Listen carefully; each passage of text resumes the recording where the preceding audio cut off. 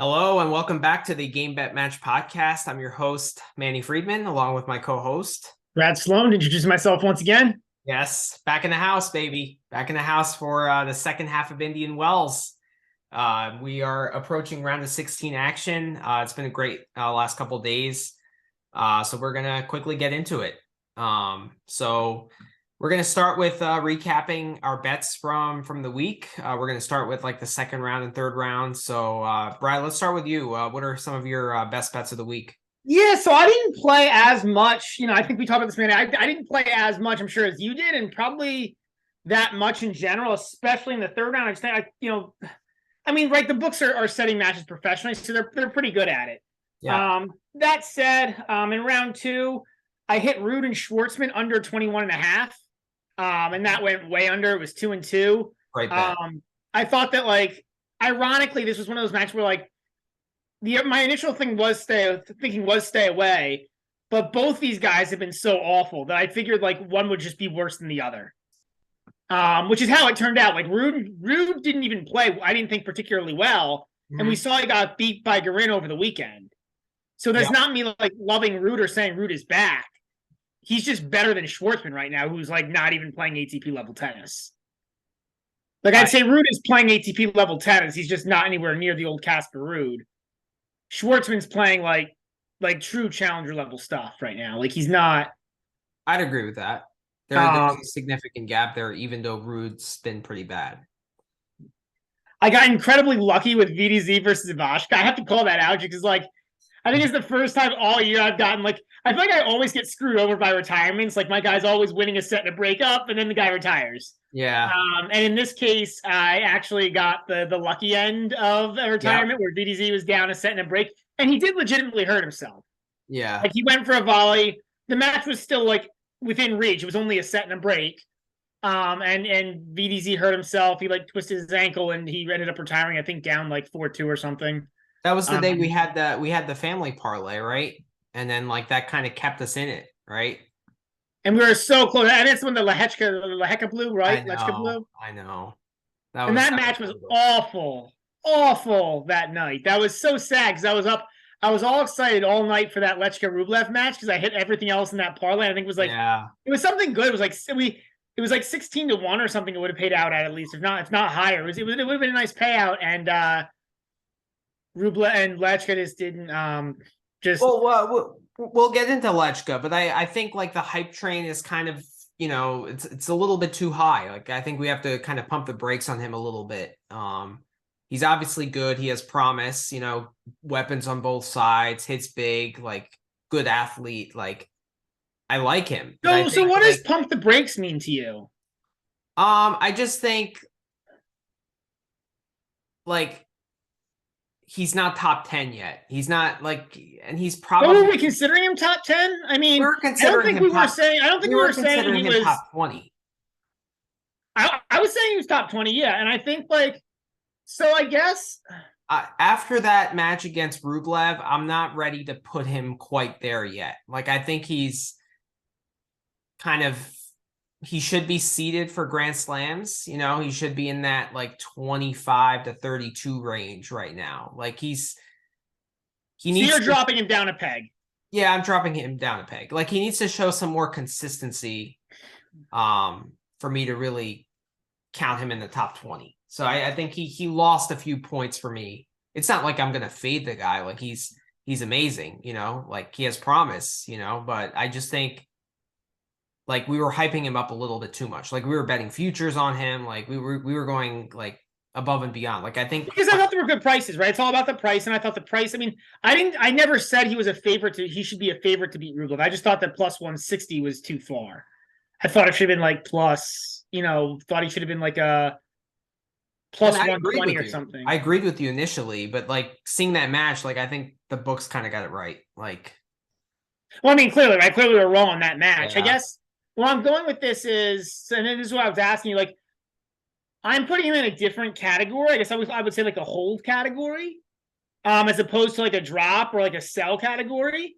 So I have a couple of different narratives coming out of this match that all could play, right?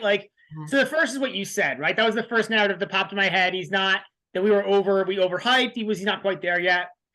The second one that came into my head was it's just like a bad day. Just didn't play well. Like this happens. All guys have bad days. There was a Vaughn, rain delay, right? It was late in the night. yeah. Yep. So okay. That Third, narrative makes sense. well, I had more narratives that came through my head.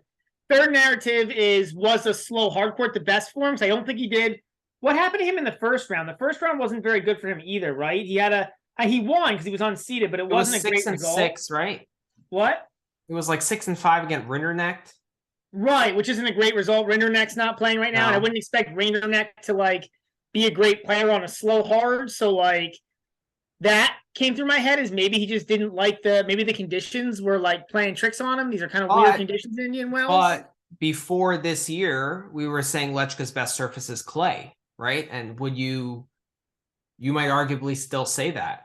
Oh, I think like the logic of this surface being good for him is there.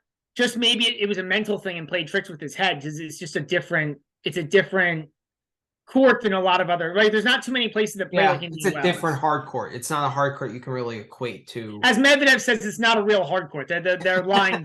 They lie in the manual. It's actually play. I think Lechka pees a little faster than Medvedev, but but yeah. So that was the third narrative that came through my head.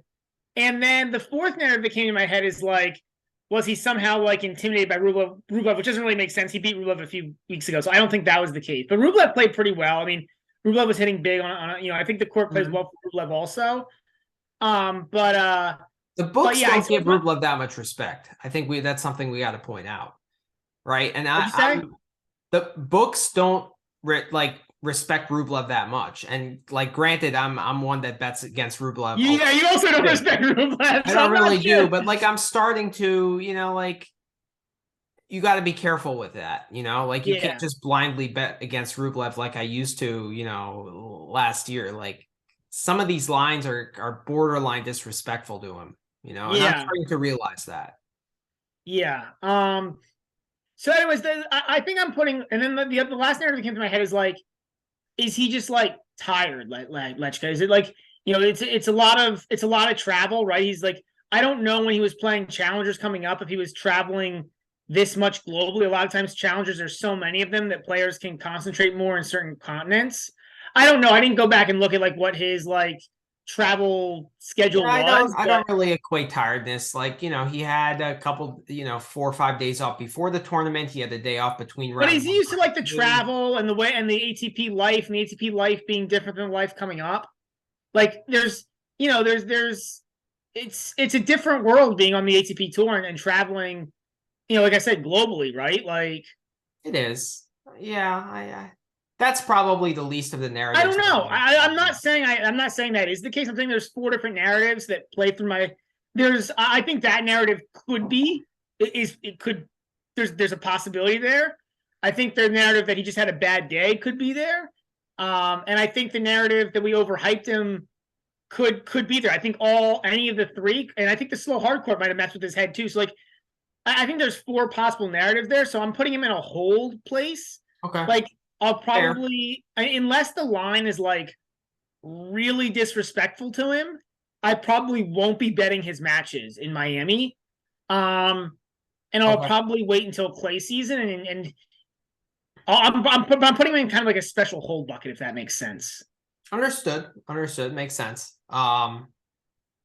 Yeah, I mean, I have a pretty extensive fade list that we'll get into later. So is he on your fade or is he in a hold? Absolutely not. No, I'm just making it clear he's definitely not on that list. So I do like what I'm seeing from him. It's just I'm gonna pump the brakes a little bit, like us saying top 20 and then going into like betting futures and winning quarters and this and that. And it's like, all right, let's. I agree with you there. I agree with you. I guess we're probably in the same place. I haven't dropped him. I'm just putting him in a hold where he doesn't get bet on for now until he because I don't really understand. I don't know. Like I think there's a few different narratives there and I'm not sure. So I'm gonna wait and I'm gonna let some data come in and figure out where I am there. Right. All right. Thompson +5 versus Tsitsipas. Manny, I owe you on that one. I owe you probably like half a unit because you were the one who I think we had a discussion about Tsitsipas's injury, and I mean, Tsitsipas didn't really look like he wanted to be there. Yeah, he did. Yeah, I mean, how So did you bet that match? Did you do +5 games? yeah, I just did the +5 games. So my thinking was like, even if Tsitsipas was like 5 is a lot, and It even is. if Tsitsipas was feeling decent for the first round, I still thought there was a chance Thompson could cover 5. Like 5 is a big number in tennis. It is. Um, The best of 3 set match. in best Absolutely. of 3 sets, in best of 5, not so much, but in best of 3, Yeah. 5 is a big number. So I bet the um, +1.5 sets. I was a little bit more aggressive there. I didn't hit the money line. I probably should have. I mean, it's always easier in hindsight, but but it was uh, only like +400. It wasn't anything insane. Like if it was yeah, like 6 or 7, I would have definitely hit it. But it for me, it wasn't enough to.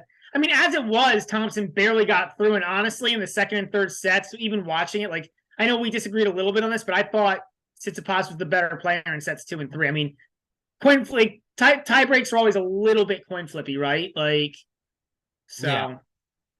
I mean, I wasn't watching the match. I was at work. I was tracking it very closely. I was thinking of live betting it after him losing the first set to Tsitsipas. I mean, it wouldn't have cashed, but it's actually a pretty good. I think I bet. talked you off that one You talked me because off of it. What was he like +150 after the first something set? like that. Yeah, it didn't get that far for him Yeah. ever.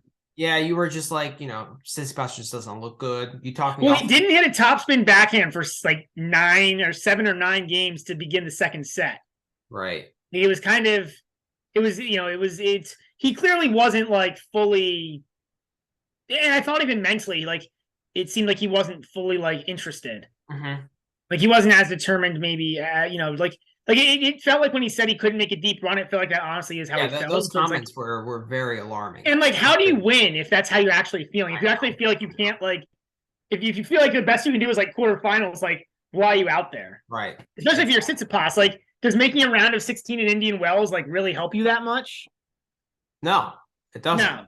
It doesn't. And it So was quite alarming. And then, I think we both live bet Thompson at certain points in that match. yeah, I sold off mine. I cashed mine out for like a 0.2 unit game. Yeah. Which I didn't feel bad about in the end. Like Tsitsipas was outplaying him pretty significantly in the third set, and I was I mean, maybe we debated it. I felt good about my cash out. Obviously, I would have this time it was the wrong thing to do, but you Right. never The reason for your cash out is because Tsitsipas was winning, or Thompson was barely winning any return points. Right, he won 2 return points in the first 5 games of the third set. It was bad. Right. Yeah, Um, and for me, I don't know. It's just like the tiebreak has like an element of luck. I actually placed that bet +150 at 5-all in the third set. Yeah, That's when I placed the bet. So yeah, I guess if you were watching the third set and seeing Tsitsipas hold early, I mean, guess. since I was holding like a minute every time, Right. oh yeah, Thompson was barely getting a return in play, so I was like, okay, like he can get to a tiebreak, but like, how is he going to win? And I thought he's going to have to win 2 points on Tsitsipas' serve out of 6, and if he won 2 out of 22, like I was thinking, how is he going to win 2 out of 6? But he did, and that can always happen, right? Like that's the thing is like even I even given like I modeled it out, and even like given how poorly he was playing, it was still probably only like 80-20 or 75-25. Mm-hmm. So like tie breaks, there's always an element. You're right, man. There's always an element of luck. It's probably like 40% luck a tie break and like 60% skill or something. Right. You know what I mean? Like there's a huge once you get to a tie break, it's just not very much tennis. Yeah. So variance plays a huge role. Right. But it's probably worth mentioning Kubler there. Kubler's been pretty good in terms of being a battler. I know he lost. He got killed by Tiafoe. But Tiafoe just outplayed him. He won a set in 15 straight matches. What? He's just that Tiafoe just outclassed him. He's just a way better tennis player at this point. And Tiafoe played actually really well. And we'll get into his matches later, but I think that like Kubler is a guy that I'm gonna look to like take plus games, plus sets, because he battles tough and he's got some game. And against anybody who's not like top 10, like he's I'm not saying he's anywhere near a top 10 player, but he fights. He does. He took a set of Kachanov in Australia. I remember, and he's taking sets off like good players too. It's not like, Yeah. Oh, So by the way, I did end up getting cashed out for that. you did. Yes, Interesting. they cashed me out like later.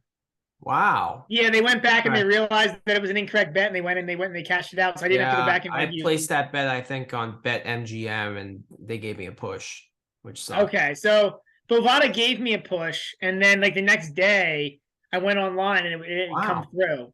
Nice. Well So, deserved. I was gonna go complain to Bovada, but then I didn't have to, so it was nice. Uh, yeah, no, I Um, like that play with Kubler. I mean, he's definitely a guy, that I'll take plus games, and yeah, him to win a set against, if you get that at plus 155, to win a set, I think that's really good value, unless he's playing obviously a Djokovic or an Alcaraz or yeah. something like that. But yeah, I'm happy with Kubler. I thought when he played Tiafoe, I thought Tiafoe just played a hell of a match. I thought he played Well, and that's always the amazing. danger with Kubler, right? Is like his Right. top level game is not that good. So like there's probably 20 to 25 guys in the world that if they're playing well, like Yeah, there's he's not not much going to he win can a do. set. Right. Right.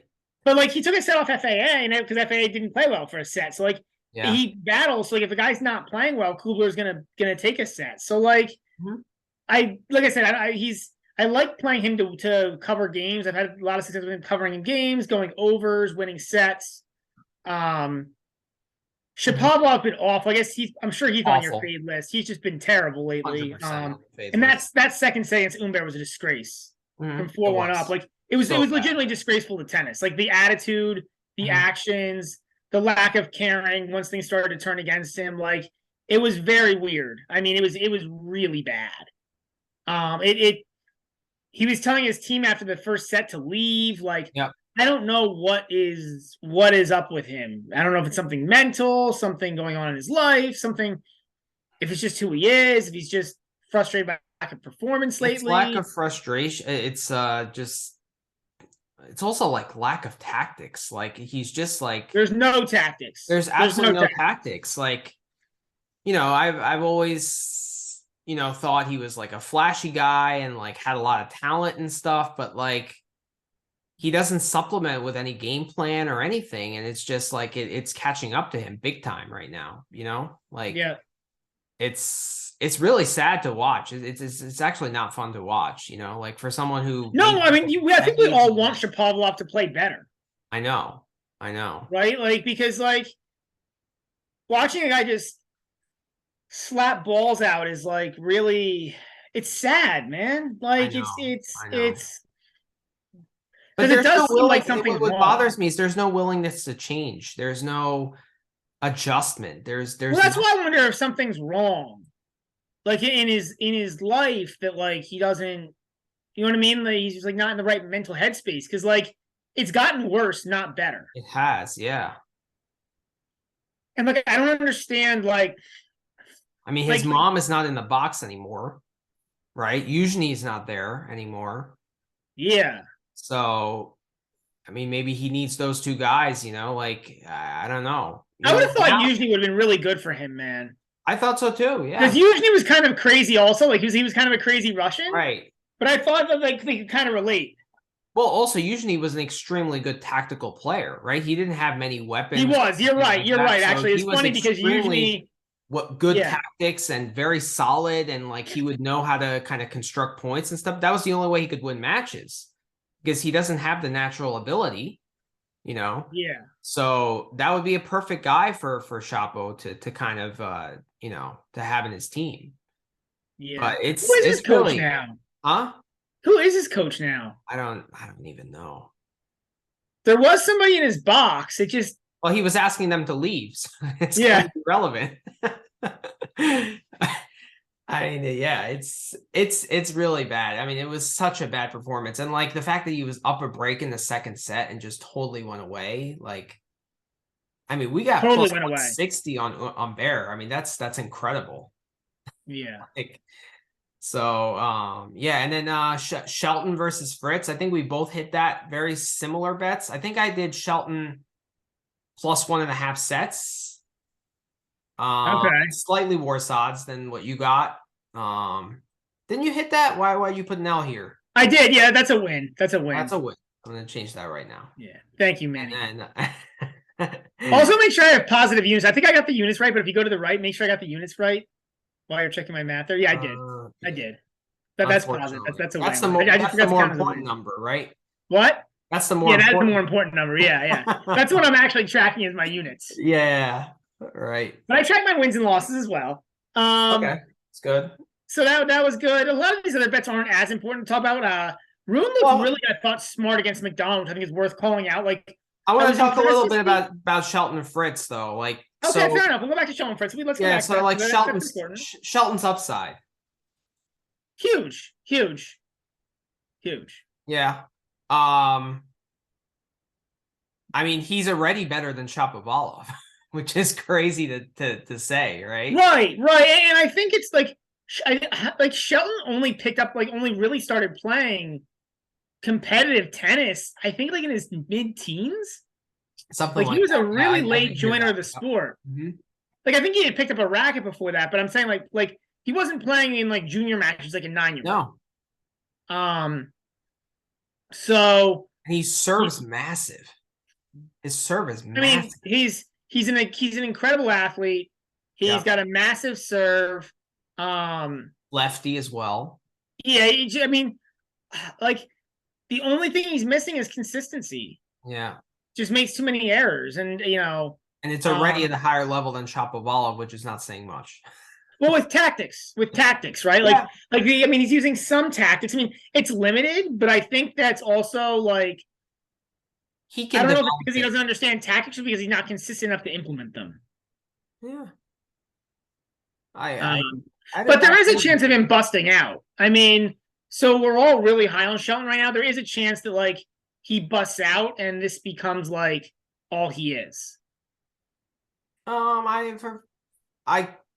I certainly don't think so based on what I see from him. Like I think he's a hardworking kid. Like I think he has a good head on his shoulders. He just it's not a matter of that. It's not a matter of him like getting cocky. It's more just a matter of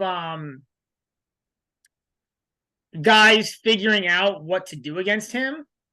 And figuring out how to get balls in and how to like make him play rallies and get ball to the backhand. I think I'm not saying it's likely, I'm not saying it's going to happen, but I do think like we're assuming he's going to be like a top 10, top 20 player. It can be harder than what it seems to develop that consistency. Yeah, and right? also we haven't hit the clay court season where he's gonna struggle. Yeah.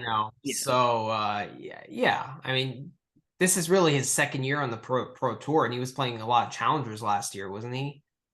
Well, it's not even a full year though yet, right? Like he was still in college at this time last year. He was still playing college tennis for Florida. Yeah, he was playing college challengers. Yeah. So yeah, I mean, look, I'm not saying he's not going to like all the good news is everything he does can be improved. I'm just saying like it's not a given that he gets more consistent, right? Like that's I agree with that. I agree with that. But I mean, for a set and a half, he had Fritz on the ropes, to be honest. Yeah. So, and Fritz is just more steady, more match tough. By the way, I was impressed by Fritz winning that match. I was like, I'm really impressed. I had Fritz at 25-1. I put a preseason futures on it to win this tournament. Mm-hmm. Because I thought Djokovic might not be able to play here because of the whole vaccination thing still being up in the air. Yeah. And I think that honestly, like other than Djokovic, like there's no guy who's like a guarantee here. This is a really good, I think this is a good place for Fritz. I mean, he's obviously defending champ, so that shows something. He made a semi-run the year before, so well, I think that was the danger match actually in his section probably until he'll have to play who's it? Sinner in the quarters. Yeah. So that was the danger match. Like we both played Shelton money line just because of the value. Like we didn't think it would happen, but I thought it was 100%, and it 100%. totally was dangerous. I mean, he was very, very close to losing that match, and to come out of it, I think that's going to take a monkey off his back, and he's going to relax, and like I think he's going to beat Fujovic in the next round, and like he should be a favorite against Sinner too. Yeah. So so he's the favorite to get to the semis for sure. So he's in the top half of the draw, which is tougher though. So that, that 25-1 is it's a good bet. I'm not saying it's really good to have that ticket, but it's going to be tough. It's going to be tough. Yep. So, all right. You were mentioning about Holger Rune. I thought Rune looked really mature against McDonald. Granted, he lost now today to Wawrinka, and I didn't get to watch that match. But he looked immature against Wawrinka. Very immature. So frustrating, man. Because I just don't get it, right? Like why one day is he, because I thought this match against McDonald, he looked really good. Like McDonald came out, held serve a bunch of times to start the match, but Rune figured out how to get a break in both sets. He had McDonald on the ropes a couple times, other times in the second set. I thought Rune did a really good job of controlling the ball, keeping it in play at night in Indian Wells, which is like just mentally an adjustment you have to make. But then to see him go off the rails today, I guess, against Wawrinka and lose is just like really confusing. But I guess that's Holger Rune, right? Like he's like an enigma like that. Like the second set was a good mental effort to come back. I mean, Wawrinka did choke today, that second set away. Yeah. But I was actually kind of not impressed that he couldn't like take advantage of that choke job and kind of keep the momentum going in the third set. That kind of shows that he has some ways to go maturity wise. Like, if that was Alcaraz like that, it would be 3-love in the third set and it would be, good night, Irene, right? But like just Rune just doesn't have like that discipline to kind of keep it going, And it's just weird because some days he does. Like some days he does and some days he doesn't. And then some sets he does and some sets he doesn't. Like, I mean, arguably the same thing kind of happening against Demonor, where you can argue he like punched himself out, to borrow a boxing phrase. Yeah. Right. He just like hit so many balls as hard as he could that he just like wore himself out of gas. Kind of, yeah. Yeah, it's frustrating to watch him.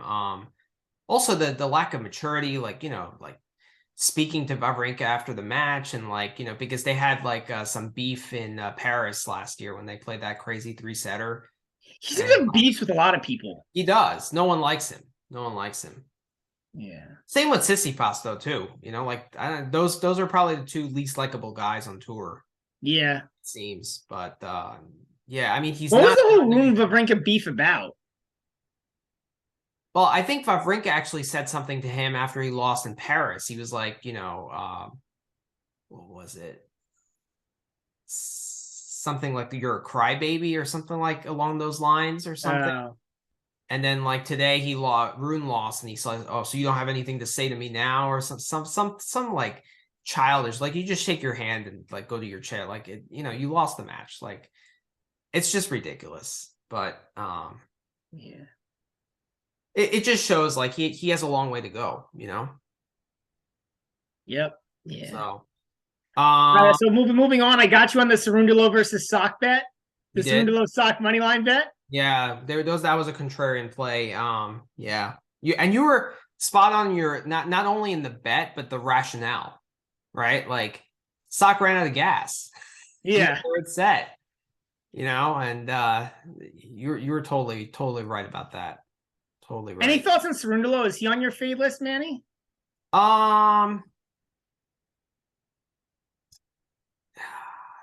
It's hard to tell with him because like he's primarily a clay guy, right?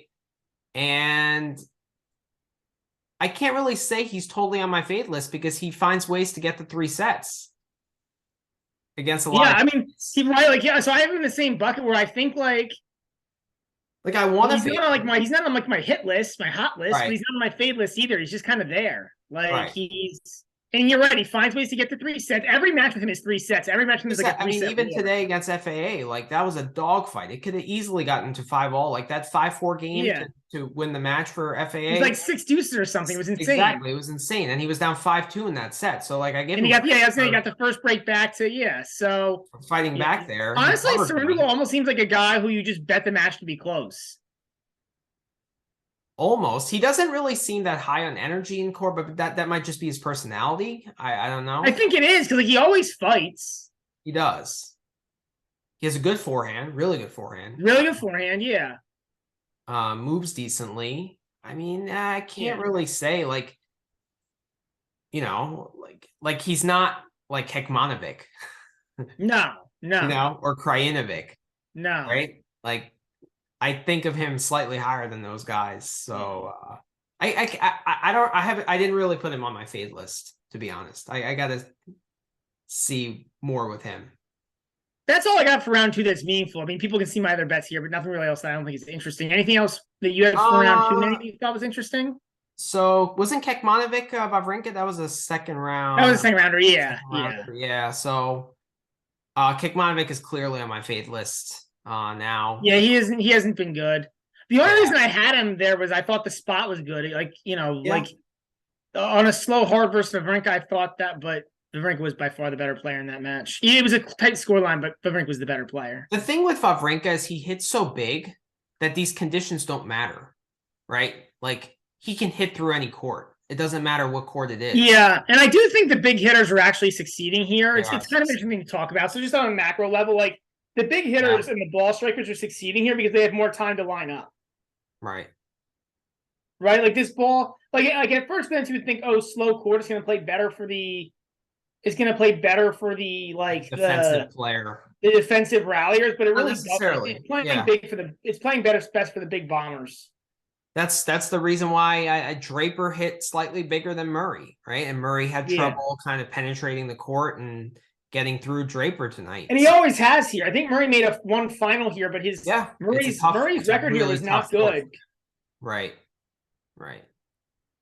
So yeah, I mean that's like I was holding hope. I was discussing with Tidbits Tennis on this match. Like I was holding hope that Kekmanovic would turn it around, and he just ran out of gas. Like it was. I thought Wawrinka would gas out, man. Like I thought so too.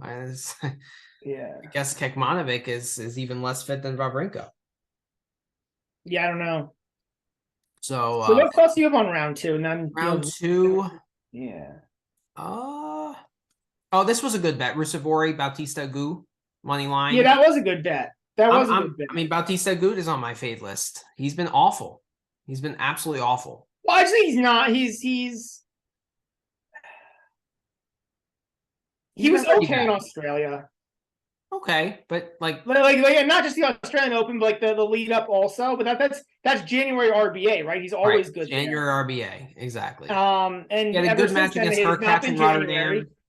Since January has not been January, so RBA has not been January RBA.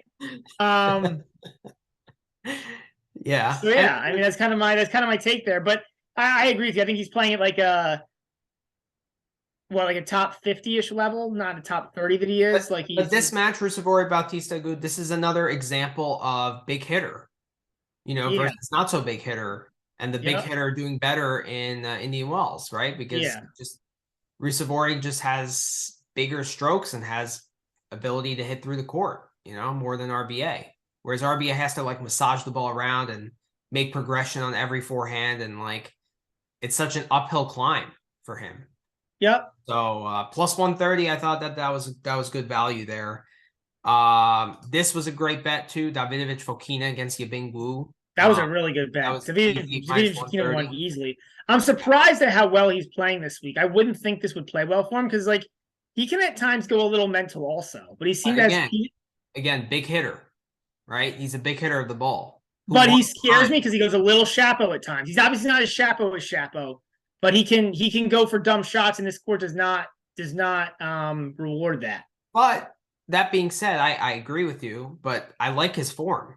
Like played Medvedev really tough in Rotterdam. Granted, that was probably slightly worse Medvedev than the Medvedev now. Played FAA tough in Doha. Right, that was like I think a 4-6 match or something. But he got to the quarters and played a tough match there. Then he had Rublev on the ropes in Dubai, right? So he lost, but like he's losing close matches to really good opposition. So to only be minus 130, like I think Wu's line there was inflated due to the Dallas run, and those conditions in Dallas are totally different than the conditions here. And going obviously, I don't know. I mean, and going 7-6 against Munar in the first round, like that doesn't bode well for sure. That doesn't bode well for Wu. So I thought that was a no-brainer there to bet ADF in that match at minus 130. Like I'm that. just always afraid to bet ADF, and then I Yeah. also just don't like betting guys coming off of travel spots. In general, so like that half the reason I stayed off that was off of principle because that was ADF's first Okay. match here. That's fair. That's fair. As far as I tailed you on the Schwartzman Rude. We talked about Shelton. Medvedev, we can talk Medvedev because Medvedev, he's been like he almost covered twice, right? He was half a game away from covering twice because I don't know if you bet him against Ivashka, but he was half a game off the cover versus Ivashka also. I bet under 18.5. Oh, okay. So you missed there by a little bit of a. Yeah, I missed both matches actually. So I missed that one, and then I missed his second round match. I bet I think -5.5. Yeah, you bet a -5.5 against Nakashima. That's what I was referencing up Yeah. there, and he lost, and he won by 5. So yeah, I mean it's right here. So I mean that was +105. If I took the -5 at -120, I would have pushed. Yeah, -5 would have pushed. Yeah, Right. yeah, the -130. So yeah. But Medvedev, I'm a little worried about Medvedev. Like normally, I don't get into this. This is me. This is more of my Manny take. I've had a couple of Manny takes today. But this is another one where I didn't like that he was talking the way he was talking about the courts. I didn't think that boded well. I don't think that bodes well. Like I think that this is one. This is like it makes it kind of clear that he really doesn't like these conditions. But does he? So when he had that mini meltdown yesterday, that was at night against Ivashka. So Yep. You think he's going to like the day conditions more? He hasn't played during the day yet here. I think they'll be better, but will they be good? Like this court plays, if you're doing like speed out of 10, this court plays at like a 3 during the day probably, and a 0 out of 10 at night. So maybe that doesn't like the 0. Will he like the 3 any better? I mean, he'll like it better than the 0, but like yeah, he'll pee faster during the day. But will it? No, but I mean, like, you know what I mean? Like, will it? But I guess then like, we have this, you know, like, but then like you look at his draw, and his draw is nothing. Especially now that sits at who's left in his half? Yeah. Like there's like Norrie's down there, Rublev's down there. The fourth quarter is kind of interesting, but let's go over the third round matches and then we'll talk futures because fair enough. Yeah, fair enough. We can go here with that. So what did you have in the third round today and yesterday that catches your eye? So Garin beating Rude. But again, that's just Rude. No, I think that's more bad Rude than good Garin. But it is interesting because Garin's made a little bit of a run here. He actually came out of qualifying, and now he's in the round of 16. He plays ADF. I'm sure we'll get into that. Kubler and Cerundolo both disappointed me. They both broke their streaks of winning sets, which was sad. But we talked slightly about the Cerundolo match, though. That was not a disappointing performance. No, I mean, at +190, I thought I was still happy with that bet. Like, I'm happy the way that match played out at +190. I'll take that any day. Right. Hurkacz over 12.5 versus Tommy Paul was another super disappointing one. I hate it. This is the second time in this tournament that I've hit the over 12.5 and had a guy lose in 3 sets and not hit the 12.5. That's rough. And it's just maddening. Like, it sucks. Other than that, nothing really interesting. I mean, like Kachanov ADF, that was a great match. So I'm not really like upset about that. Norrie versus Taro was a cool backdoor cover, but like that was really lucky. It was just it's kind of fun when you hit the positive end of variance like that, because that was really lucky. Like that match was dead even through 2 sets. Yeah. And we got a little bit lucky that the 2 sets split, and that therefore Tower ran out of gas and was able to run away with the third. Right. Yeah, but I mean the fact that I think Daniel started the second set up a break. Right? Yeah. I thought that it was totally dead. Yeah. And then also I think Norrie was up 2 breaks in the second set. He was up 3-love, and Daniel immediately broke right back. Right? Yeah. So like I mean, I guess so do you take anything out of this match? I mean, like on either side, like because Taro's had a pretty nice run the last couple of weeks. I mean, that's kind of my takeaway. Like I thought Taro was not good, but like actually, you know, that win against Rude in Acapulco, like he has to be playing pretty decent tennis to come out of that match, you know, like so he's been pretty good. And then the win against Berrettini was impressive. So yeah, Norrie's just so tough, man. Like he's just I know, so mentally tough. so mentally Yeah, tough. It's just so your takeaway is more good Daniel than bad Norrie. yes. Yes. I don't think Norrie played particularly well, but it's just like his mental toughness is just so alarming. Like it, you know. Yeah. He's just so tough to play, you know. So how are you betting Daniel now? I mean, you can't be moving him up that high, are you? Like, are you moving up to being like a top 50 player? It's more matchup dependent, and yeah. you know, I don't know. I kind of have to take it match by match with Taro Daniel. I get it. I mean, like, I feel like anybody through like almost like 40 through 80 plays in that bucket, right? Like once you get outside the top, like there's levels to this, there's tiers to this, and like there's a pretty massive tier of like ATP level guys, like 40 through the Kubler line. That's like it's almost, you're right, it's almost matchup dependent, surface dependent, yada yada yada. Yeah. Well, when I go over my fade list, like those guys on the fade list are all ATP level players. I think they're all in the top 50. Yeah. So yeah. Daniel's not on there. Yeah. But another bet I owe you on, Manny, is the Tabilo Thompson. You yes, me to hit that. Tabilo. I hit that successfully. So I owe you, I think, a full unit now. Okay.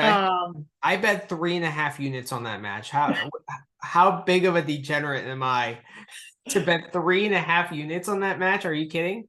But I just love the plus money value there. And I was extremely impressed with Tabio against Cressy. I don't know if you saw that. I didn't. I'm just like, so my immediate reaction is like, this court wouldn't play well for a serve and volleyer, but it doesn't matter. Like Cressy's a way better tennis player than Tabio. Yeah. You know, and like Tabio also had match points like immediately after they came out at 6-5. Cressy bombed like a couple second serve aces actually to save those match points. And then I think the tiebreak was like 14-12 or something. Yeah. Where he saved a gazillion set points, and like it was a really solid mental effort. And I thought that he would carry that confidence over to that match. And plus, like you're getting plus money at night, right? That was a key point there. It's not during the day, you know. So he kind of prefers those slower conditions. And yeah, I'm not a fan of Jordan Thompson. I mean, it's not just because of that stupid looking mustache that he carries. Like the fact that he looks like Mario or Luigi, you know. Definitely more Luigi than Mario. Yeah, definitely more Luigi than Mario. Right. But like when he wins matches, he should celebrate with like a vacuum cleaner. You know, but he also choked away that second set. We got to put that out there. Like I think he had 6-3 in the tiebreak, and he had like multiple break points late in that set. Yeah, he did. Yeah, but he did choke that match. Yeah. So, but yeah, I'll take the 4-unit win. Yeah, hey, anytime you get 4 units, that's 4 units. I know. It's good. I know. And then our bet of the day, or our bet of the round, had to be probably our bet in terms so far. Had to be Fritz under the 12.5 versus Baez, man. He just blew Baez out. Amazing. And I saw that coming. Like we were talking about that. Like I thought the only question was how many games. Like I felt really good about that bet. Like it's a little scary because Baez does compete, but like against Fritz on this court, like he has no chance. Well, he beat Baez 1-1. 1-1 in Cincinnati, yeah. And I understand that it's that's a faster court, et cetera, but like Fritz actually prefers these hard courts. Oh, this is like the best possible like place for Fritz. Right, exactly. So, and you know, we made the point that Baez's movement is just hampered on hard courts, right? Like I think this match actually proves that. Like it's not Like, it's not more. Well, it's not that he can't move on hard. It's that like he's so good on clay because he moves so well on clay, and like his game is so designed for clay. Like in my mind, it's the unspoken thing about Baez is how good his point construction is and how good he actually is at approaching the net and hitting like those touch volleys that are actually really valuable on clay, but less valuable on a lot of other surfaces. Yeah. And I think that's why he does so well on clay. That, and you're right, the movement, he moves so well on clay, which is a surface that a lot of guys don't move that well on. Yeah, where he can Pretty like much everyone moves well on hard court. It's just running. Right. Right. Yeah, but I actually think the movement and like the point construction is the biggest reason why he struggles on hard. It's not necessarily the court speed, or anything like that. It's more like the movement. So I guess we agree and we disagree. Like I agree, but I think it's because he doesn't like he still moves fine on hard court. But like on clay, he's so much better than everyone else. Like it's an advantage for him. Well, whereas also, on hard, clay, like you can afford to stay 10, 15 feet behind the baseline and just be a retriever. Yeah, especially if you can move really well coming forward and slide and all that. Yeah. Exactly. On hardcourt, you just can't do that. It doesn't matter how slow or how slow the hardcourt is. You just can't do that. Yeah. Yeah. So, yeah. And like as we saw, fast hardcourt, Fritz won 1-1. Slow hardcourt, Fritz won 1-2. So the speed of the hardcourt didn't really matter. So if it was at night, it would have been 1-3. I guess so. I kind of regret not placing like a plus like a 8.5 or something like that, or something crazy, or like a 7, like some massive number. I know, and I thought about that, but then like I was like, well, Baez competes, so, and that's why I took the under 12.5. So like he's not gonna like really get into a set, but like he competes, he might like be able to like hold serve a bunch of times. Like I don't know, maybe he breaks a couple of, which ironically he did. He actually did break Fritz twice. He only held serve one time in the entire match, which is incredible. Yeah. But yeah, I thought, yeah, I don't know. That's why I took the under 12.5 as opposed to the games, but it was still a great bet by both of us. Oh, great bet. Great bet. What else did I have today? I didn't include my bets today on the spreadsheet yet. But Kachanov, I hit that match perfectly. Kachanov over 12.5 games versus you did. and over 2.5 sets. So like I felt like I thought Kachanov would win. I wasn't as confident as you, so I stayed away. So I played the over 12.5 games, which was the right play, I guess. But I mean, he barely got there. But I feel like I just got lucky there and you got unlucky. So we both hit the Garin versus Rude. I hit the Rusevori plus 1.5 sets against Zverev, which hit. That was a good bet for me. Yeah. Yeah, that's it. And then today we talked about the Baez. Oh, Alcaraz and Greek Sport, which just finished. Alcaraz won 6-3. So I had Alcaraz over 12.5. And then I had Greek Sport to win a set there. So that didn't happen, but the first set was a tiebreak. So I don't regret it. No, I think it was a great bet. You just got a little unlucky. Like yeah.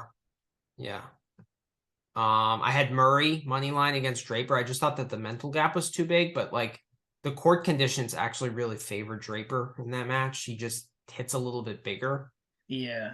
And I still would have never taken Draper on the money line. No, he was an underdog. Like I thought about Murray and I ended up staying away, which ended up being, I think, the right play. But yeah, I thought that was. Draper was already struggling physically. Like if that match went 3 sets, there's no way he wins that match. Yeah. Like, after the first set, he got his hammy taped. Yeah. Like the guy just can't stay healthy, and it's like, and I got unlucky in that tiebreak. Like the first set, I think Murray had set point. Well, Draper also had set points, but like it could have gone either way. So don't really regret that. And I bet Murray to win in 3 sets at plus 390. as Which I well. think was a great bet. I think that was a fantastic bet. So yeah, plus 390. I mean, this is crazy. So, and as we know, Murray wins all his matches in 3 sets. Yep. So, yeah. What else did I hit today that I liked? Oh, Paul and Hurkacz today. So I hit that as well perfectly. I did hit the Paul money line at plus 115. And I also hit Paul versus Hurkacz over 2.5 sets at plus 120. Yeah, that was a really good hit. That was a really good hit. Like I said, I went the other way on it. I ended up being wrong. So that was good. That was a good hit. Mm-hmm. What did you hit there? I had Hubie over 12.5. Yeah, Which is a painful miss because loss. because he won 6 games. I mean, he won the first set, and like I know. But that's and he another had reason chances why to break back in the third. It just didn't happen for him. Well, also I think Paul had game point to get to 5-all. Like if he gets to 5-all and Hurkacz wins at 7-5 instead of 6-4, you hit. Yeah, it's like it's amazing how thin these margins can be. Like,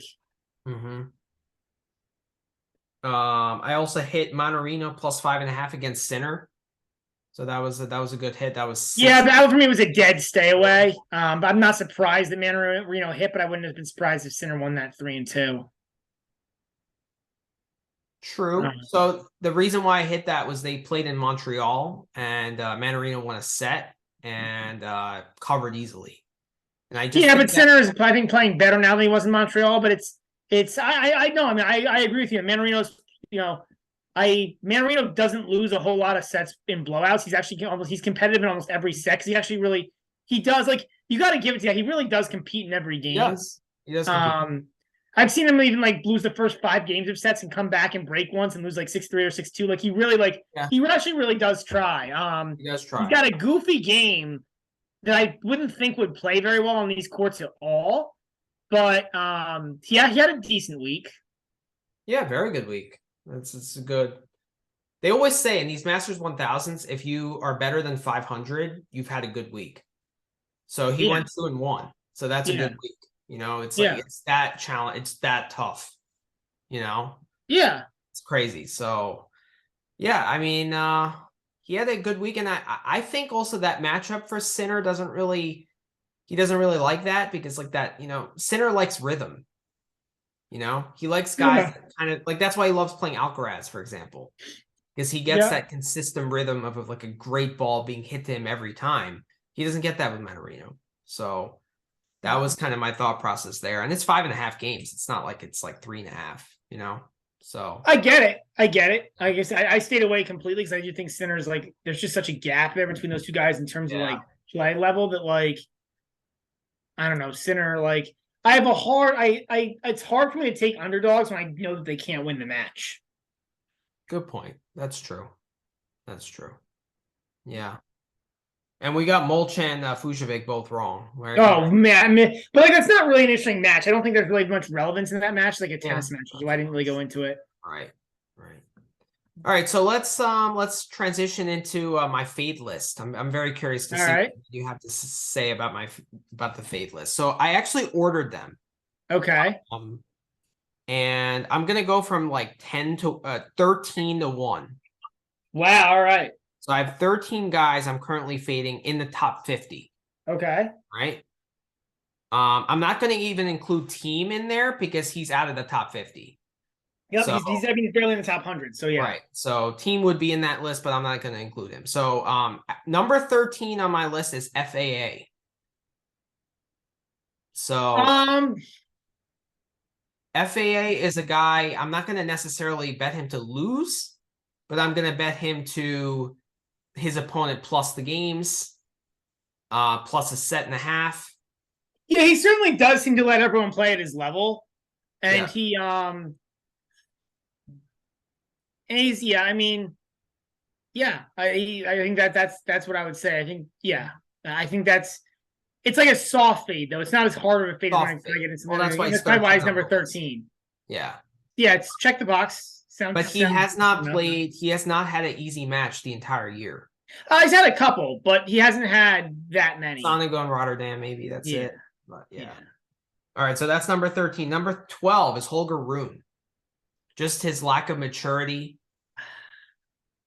I don't like what I see from the guy. Like, so I think we agree here, but remember, I've been saying to fade Rune since the preseason.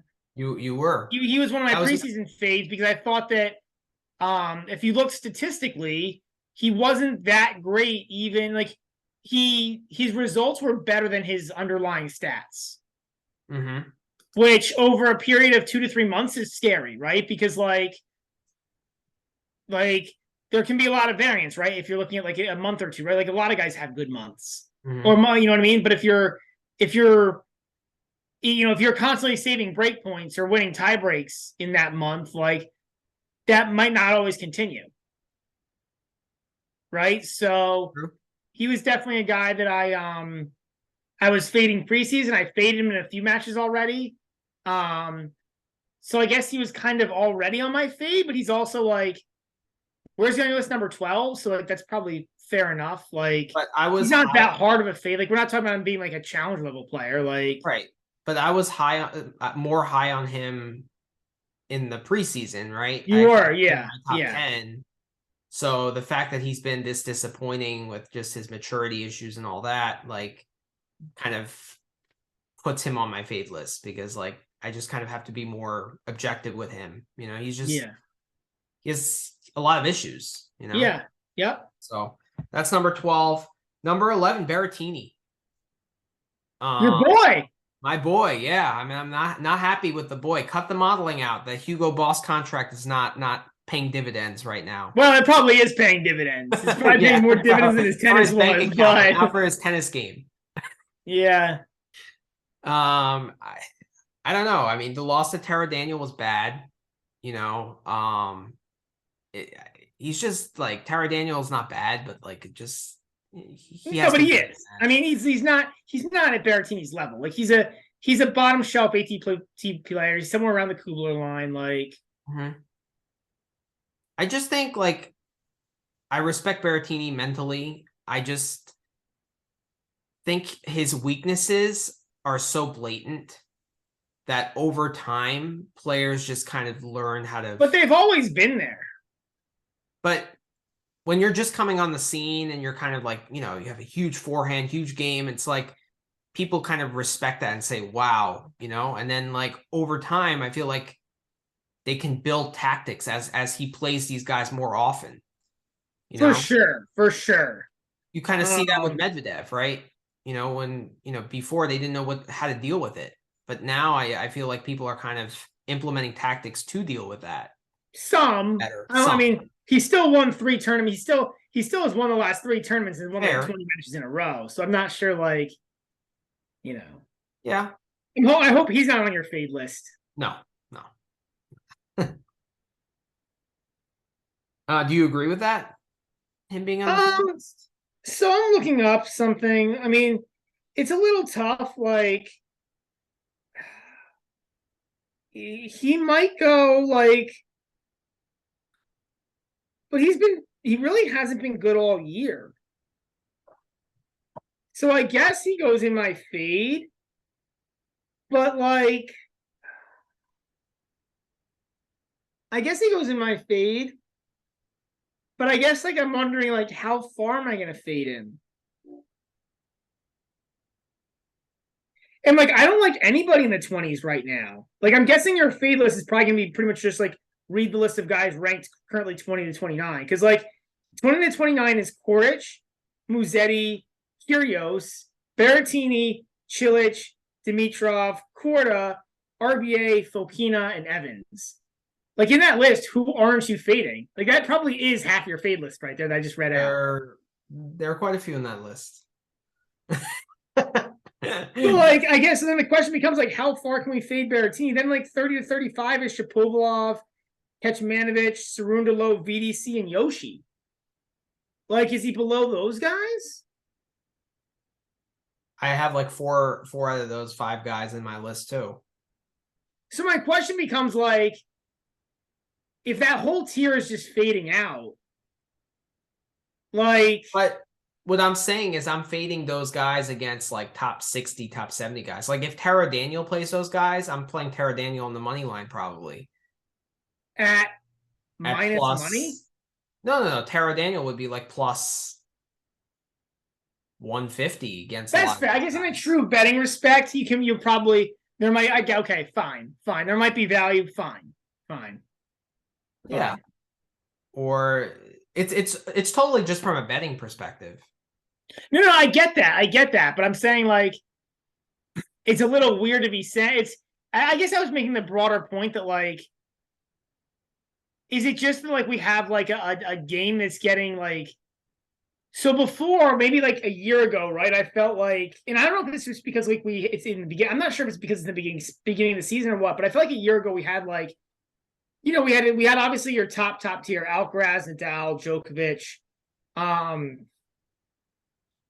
maybe that's it. Maybe just those three guys, and then you had like your second tier that had like Rublev, Tsitsipas. Medvedev was probably in that top tier on certain courts, but Rublev, Tsitsipas. Medvedev not on the best courts, like maybe a few other guys. And then you're like a third tier and a fourth tier. We have like somewhat designed tiers. And now it feels like you have Djokovic at the top with nobody else. And then like who's challenging Djokovic right now? And like who right now would you say is a real challenge for Djokovic at an event that Djokovic really needs to win?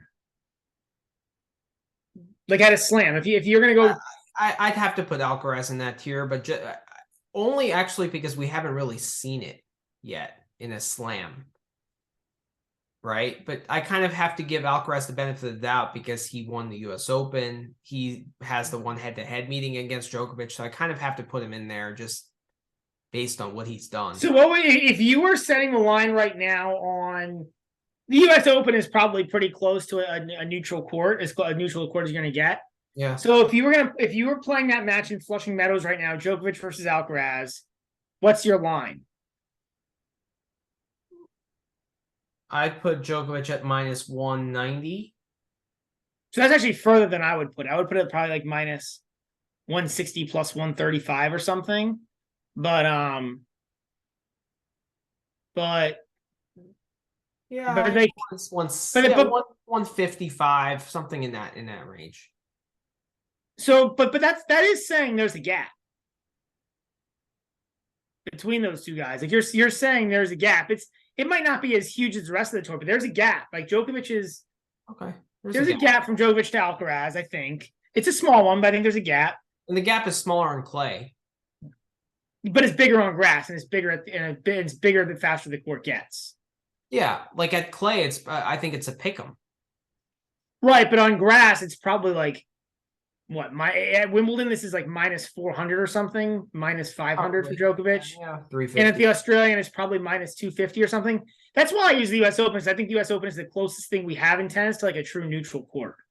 Ironically, like they've really, it's kind of cool actually that the USTA has done that. They've set that court to be kind of like that's a why very you get neutral kind of court. Guys like non-traditional win that tournament. Like that's the biggest chance for like a kind of an outsider to win a slam, I feel. Right? Because you don't have a player dominate. I get you it. had the Alcaraz, you had the Del Potro, you had the Cilic, you had other guys. Well, Alcaraz because Djokovic wasn't there. Like that made a huge difference. Fair.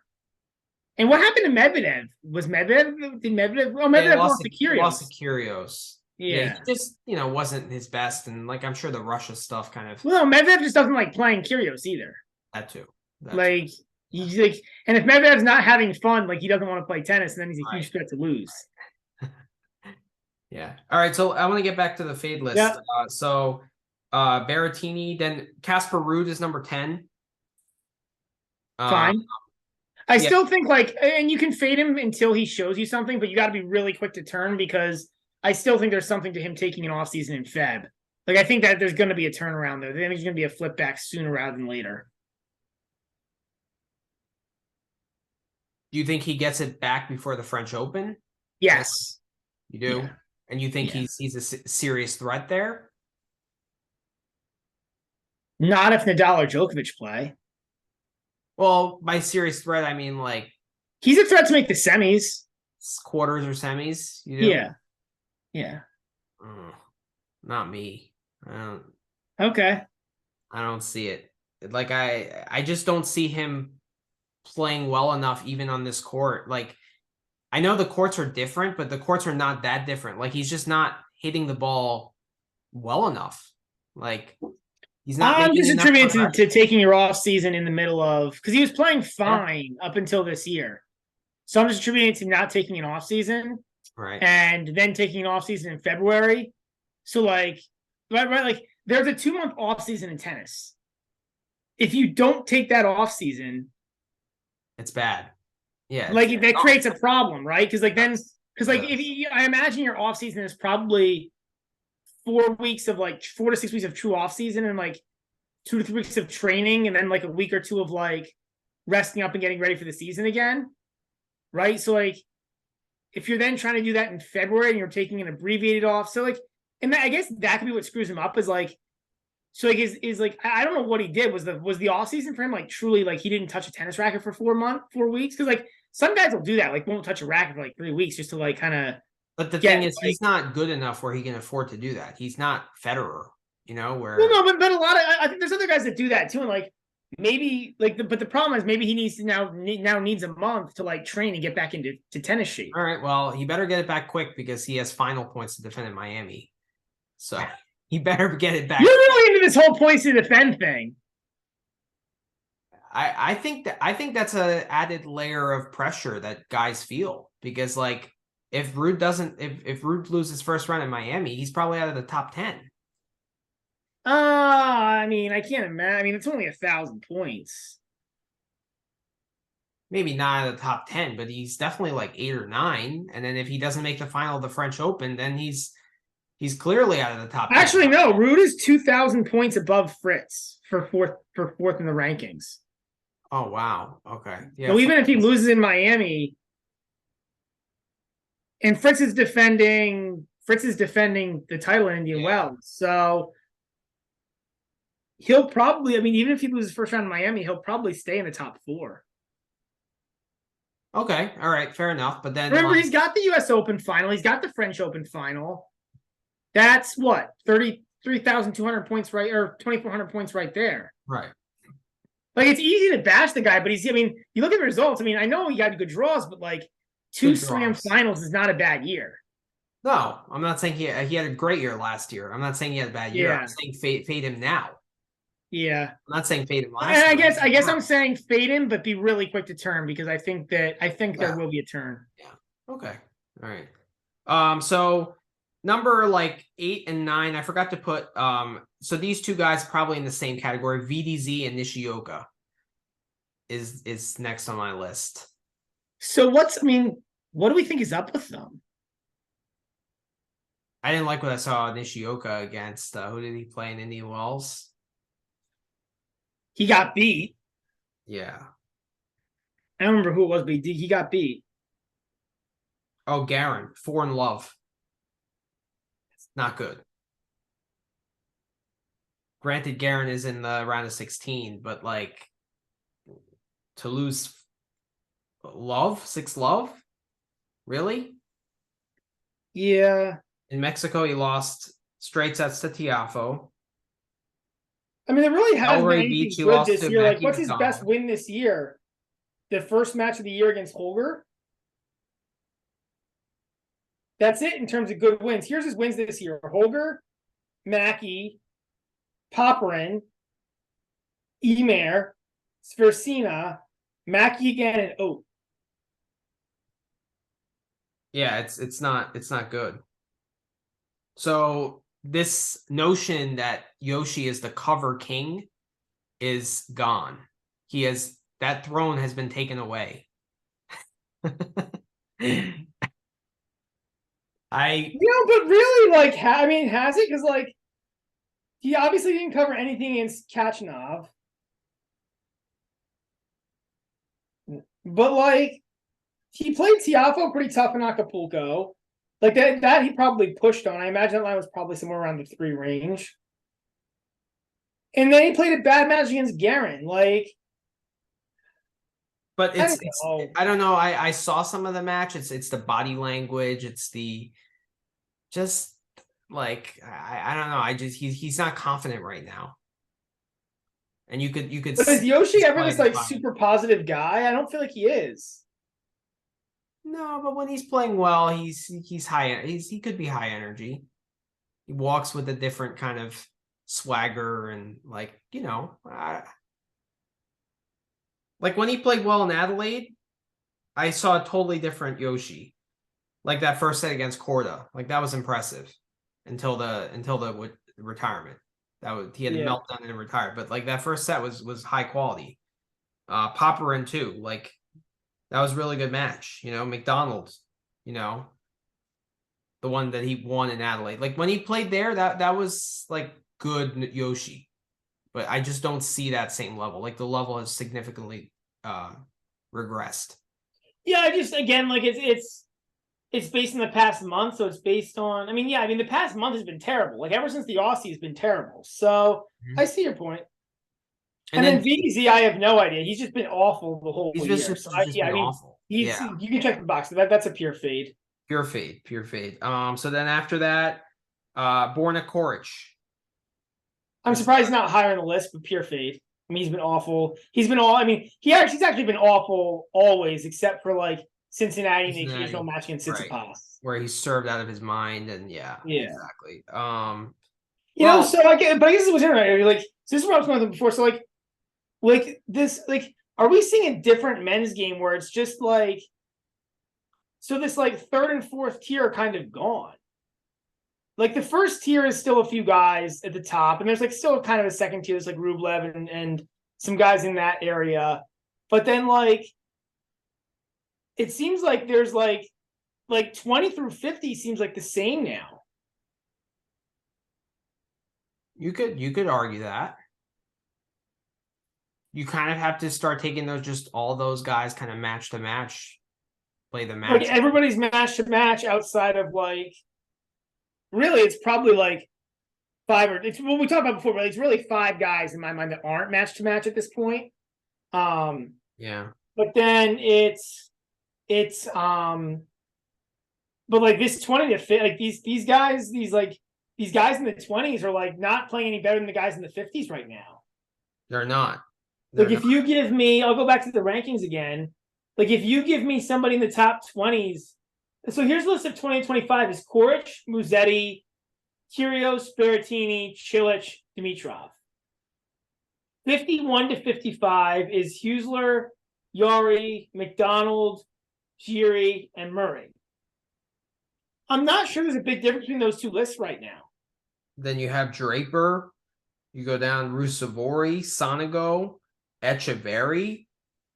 Yeah. Barrere, Yibing Wu, Monterino, Juan. No, I don't necessarily love all those guys. I think a lot of those guys are. I don't love those guys, but like if they were playing some of those guys that are on my fade list, I would back those guys. Hallis. At a pick 'em. Yeah, it'd be damn close. At a pick 'em, and like there was VDZ versus Le Shen right now. I don't know. I probably would go Le Shen. All right, Lestienne in the beginning of the year, yes. Maybe now he's kind of he's died off, so that one I have to think about. But if he played Yibing Wu, for example, versus like a VDZ, I'm sure the books would put VDZ at a slight favorite. Yeah, I was trying to pick somebody who I feel like is appropriately ranked when I picked Le Shen. Like I think Le Shen, I think he is somewhere. I think like 60 is the appropriate place for like. Wu's probably ranked a little low still because he's coming off the Challenger Tour, so like I expect that ranking to shoot up. Mm-hmm. But I think the point still remains, right? Like, it's just a much tighter field, outside the top 20. Like I feel like a year ago there was like those guys 20 to 35 were a cut above the guys in the 40s and 50s, and I feel like that's gone. But how much do you think the books put ranking into account when they set a line? Do you think they look at someo's ranking? And I think it's a very, very starting point. So I think of it similar to like the selection committee in basketball when they pick the teams for the NCAA tournament, where like they need to use some sort of ranking to like set like how good guys are against each other. Like otherwise, how do you do it? but it's not anywhere near the end all be all, right? But like Yeah. it's maybe like the very, very starting point. Then you start, but then you have to take into everything else into account: surface, form, matchup, yada yada yada, right? But like I think it's probably like the first. It's just a way to put everybody like some sort of starting base. Like that way you can like otherwise if you don't look at ranking at all, how do you say like, okay, how has the guy performed over the past 3 months? If you don't have any ranking to like base it on, it gets really difficult. It becomes very easy to be biased. I guess, but there are guys ranked lower than top 20 that are playing better at the moment. That's what I'm saying. It's not anywhere near an end all be all. Okay. Right. I'm just saying it's your first data point. Okay. But then you can obviously move it based on like any other data points that also exist. Like you see teams like back when basketball had the RPI, like there would be teams with an RPI in the top 20 that wouldn't get in the tournament because like they would realize like, okay, this RPI is like fake or propped up. Yeah. But it was their starting point. Right. By the way, you have a very nice forehead, but I think the viewers want to see your face. Oh, sorry. I was leaning back in my chair. All right, so Koric is 7 on my fate list. You would think that he should be higher, but just wait till you hear the next names on the list. Dan Evans, number 6. Yeah, he's been awful. Check the box. Krajinovic, number 5. I'm surprised you're putting Krajinovic this high because like his ranking isn't that high to begin with. Like, okay, I feel like he doesn't get that much respect from the books to begin with. So True. like, okay, I mean, he's been horrible, but I feel like he maybe shouldn't be that high. Like, because I feel like I Evans gets more respect as from the books than Krajinovic gets. Yeah, I view him as a kind of a more talented player, and he's been top 30 before, but he's not top 30 right now. So okay, yeah, all right. Number 4, Musetti. He's been awful recently. Terrible golden swing. You thought that he might just be a stay away guy. To me now, he's a fade guy because you add the unprofessionalism to it, to his bad play, and it just you always have to price that in, right? Like the problem is like I look at it and like, so he has one top 100 win this year, and that's Kachin. And Kachin loses every match. Yeah, Kachin's terrible. Right? He's terrible. Yeah. He hasn't won. The only other guy who he took a set off of was Lloyd Harris at the Australian Open. And like that's not like an amazing feat to take 2 sets off of Lloyd Harris. Mm-hmm. Yeah, he's been awful this year. Awful. He's just I'll put the same caveat for a different reason, but I'll put the same caveat with Rude. That I feel like you have to track him heavily because I feel like that could swing quickly once we get to clay. Yeah, and I know I think European clay for him might be different than golden swing clay. Like, I don't know.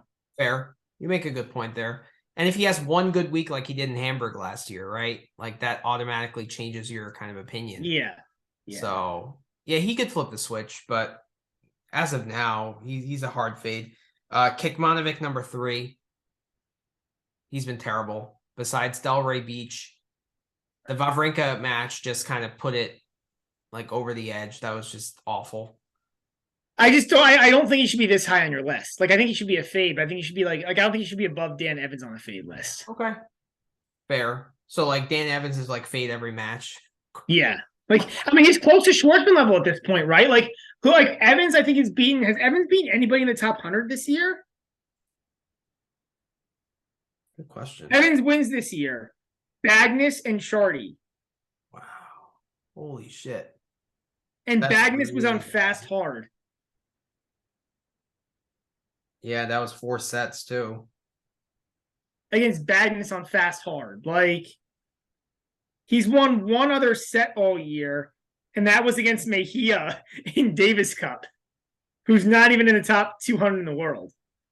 Yeah, that's really bad. That's true.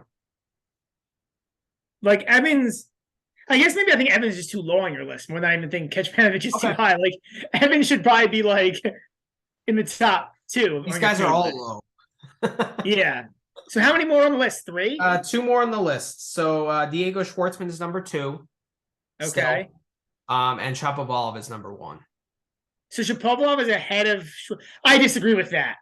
Shapo's actually winning matches still. Like he hasn't been good, but he still is winning matches.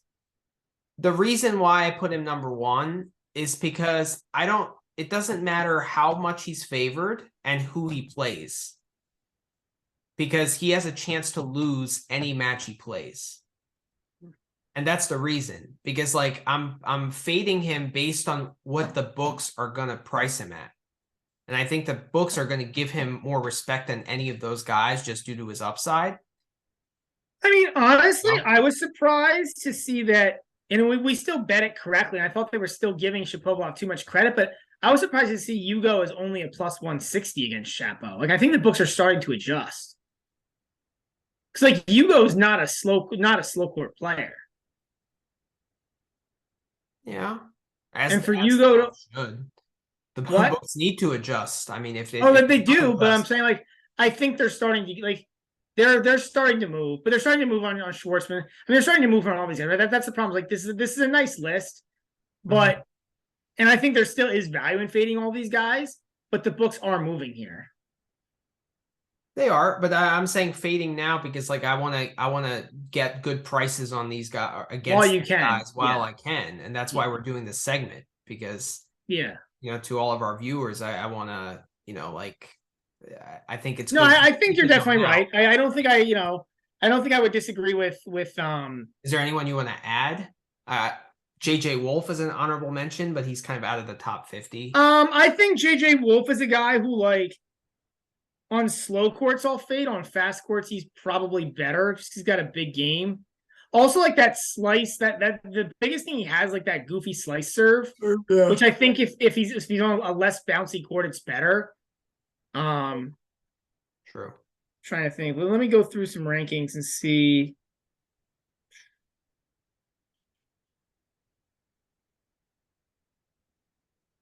Zverev is off the fade list now. He's off the fade list. What about Busta? How do we feel about Busta? Well, he's hurt. So he hasn't really played all year. You're right. I can't really. Yeah. There's no match to bet him on. When Kyrgios comes back, how long are you going to fade Kyrgios for when he comes back? Honestly, he's match to match, and I can't really. First of all, I think the books are going to give him mad respect, as they usually do. Plus, he's a guy that's just so naturally gifted. He doesn't need many matches to really find it because he's such a field player, right? So, and his serve is so big that it's just, he probably has the best serve on tour. Yeah. So he's, obviously I'd fade him in big spots against good returners and all that, but like just blindly fading him, I don't think is a good idea either. I agree. RBA should go on the fade list. Yeah, he's deserves to be on there. Baez would theoretically be on the fade list, but he's not because the books don't give many respect when he's not on clay, and as they shouldn't. I mean, that was hilarious that him and Rinky were like a pick 'em. Even money, yeah. And I didn't think it was a bad. I thought it made sense. Like it did, but it was just funny to see them at a pick 'em. I find it funny you didn't put Isner on the fade list. Not that I think he should be there, but I find it funny you didn't say how much we bash Isner. But I don't think. Yeah, at the beginning of the year, he was really playing bad, but like that final run in Dallas was good, and he's just so mentally tough that's the reason why I can't just like put him on that list, because he's just like, and it's so hard to break him. Well, that's the problem. Like he's a very easy guy, I think, for the books to put lines on. It's like there's going to be so many tie breaks that like you just put the two guys pretty close to each other. Yeah, and you don't even it doesn't really matter who he plays. He could play a top 10 guy and it could be 6-6. Yeah. And like he plays tie breaks really well. He does. Like he's one guy that's like kind of bucks the trend of tie breaks being a coin flip. Like I think I don't know, I think his career winning percentage, I'm going to look this up really quickly. I think his career winning percentage in tie breaks is like 60 or 70%. And he's played so many of them, it's statistically significant. Yeah. But well, that's the reason why I can't just put him on the fade list, because his mental toughness as well is incredible. Yeah. Yeah, he's really good in he's really So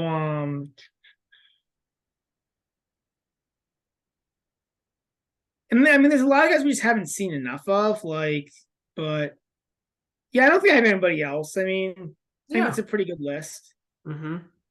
Again, like it gets so tough because once you get outside the top 30, like RBA is a guy. Did we talk RBA yet? I would add RBA. Yeah. I would add RBA too. It's not January, so you can fade him. January RBA. He's only good. But that's all I got. It's probably because like you really can't have true fades outside the top 50, unless you're gonna like fade them on the Challenger Tour, I guess. But like, Yeah. it just becomes so. The problem is like outside that it just becomes like so like the guys are so match even. dependent. Yeah. The guys are so even. They like matchups matter so much and everything's so match dependent. And format matters. Like it's just yeah. And I feel like the books get really good too at like not like not it's tough. It's brutal. How about Nakashima?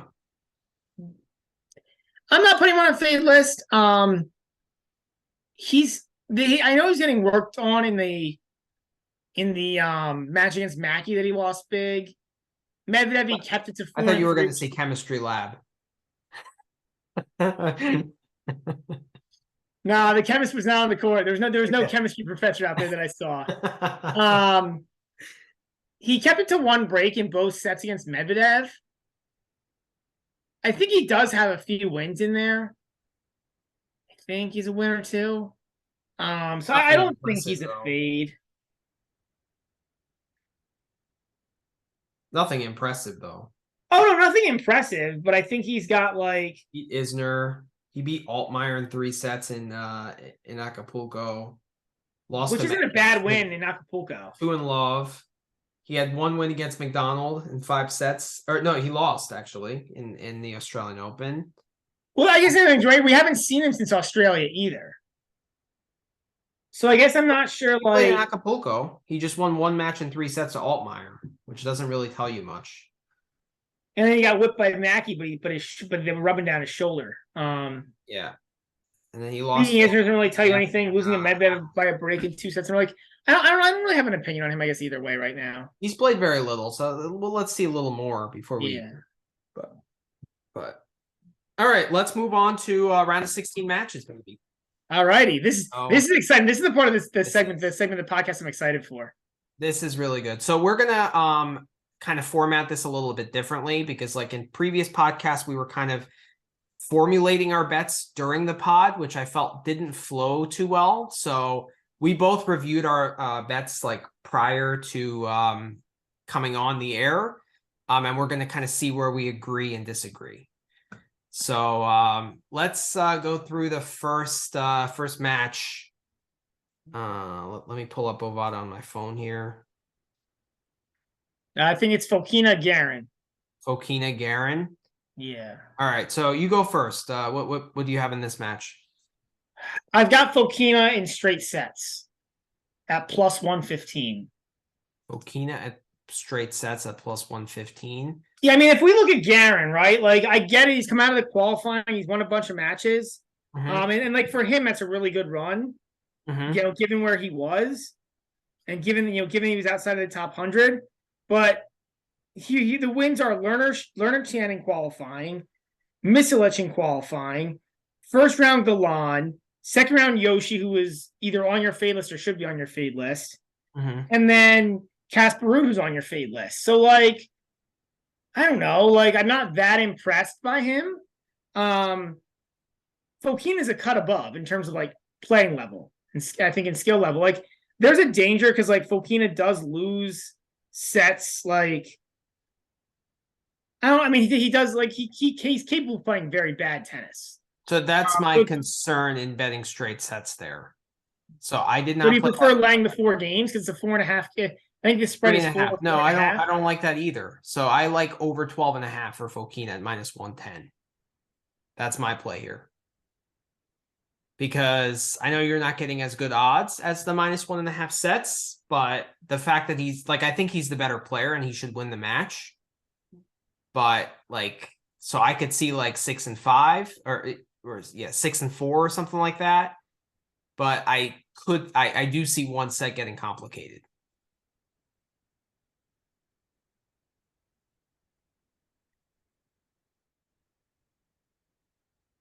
Okay. I mean, so I can see that. I guess here's where I'm at with Fokinas. So like if I look, right, he beat this year in his matches, he beat Nakashima in 2 sets, 6-2, 7-6.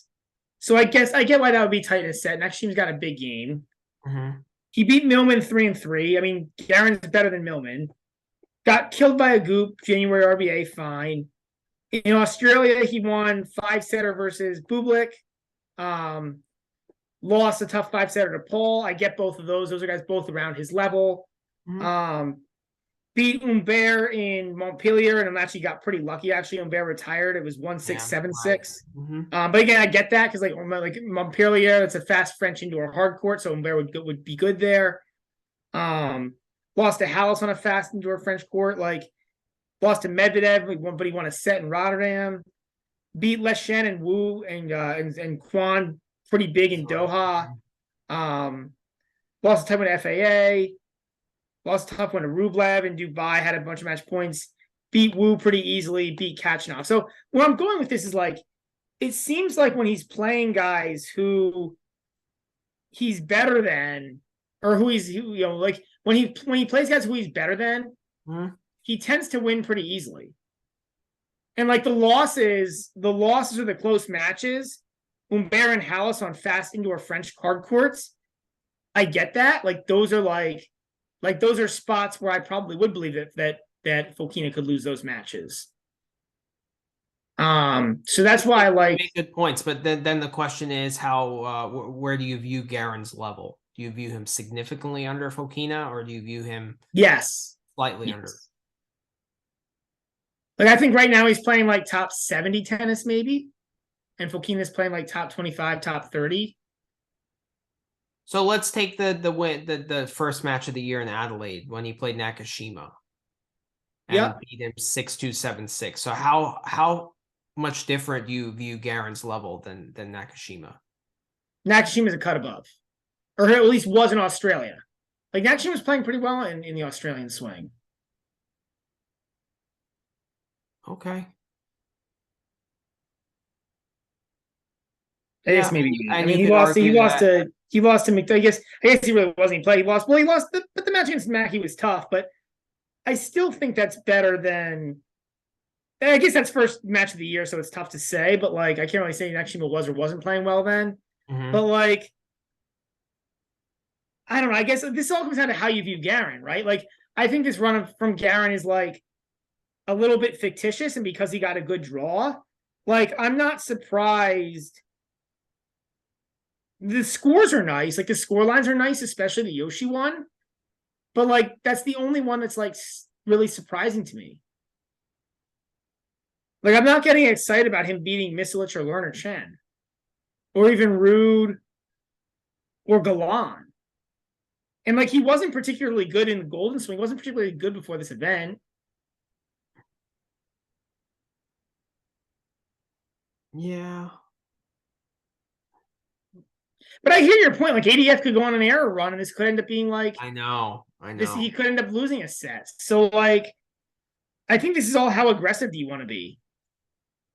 Do you want to go straight sets and be plus? I mean, I actually thought about going even less aggressive and taking the money line at minus 210 because I do feel really good that ADF wins this match. Yeah, no, I'm not going there. I don't like laying the games either. 3.5 is quite a lot actually. I don't like that. Like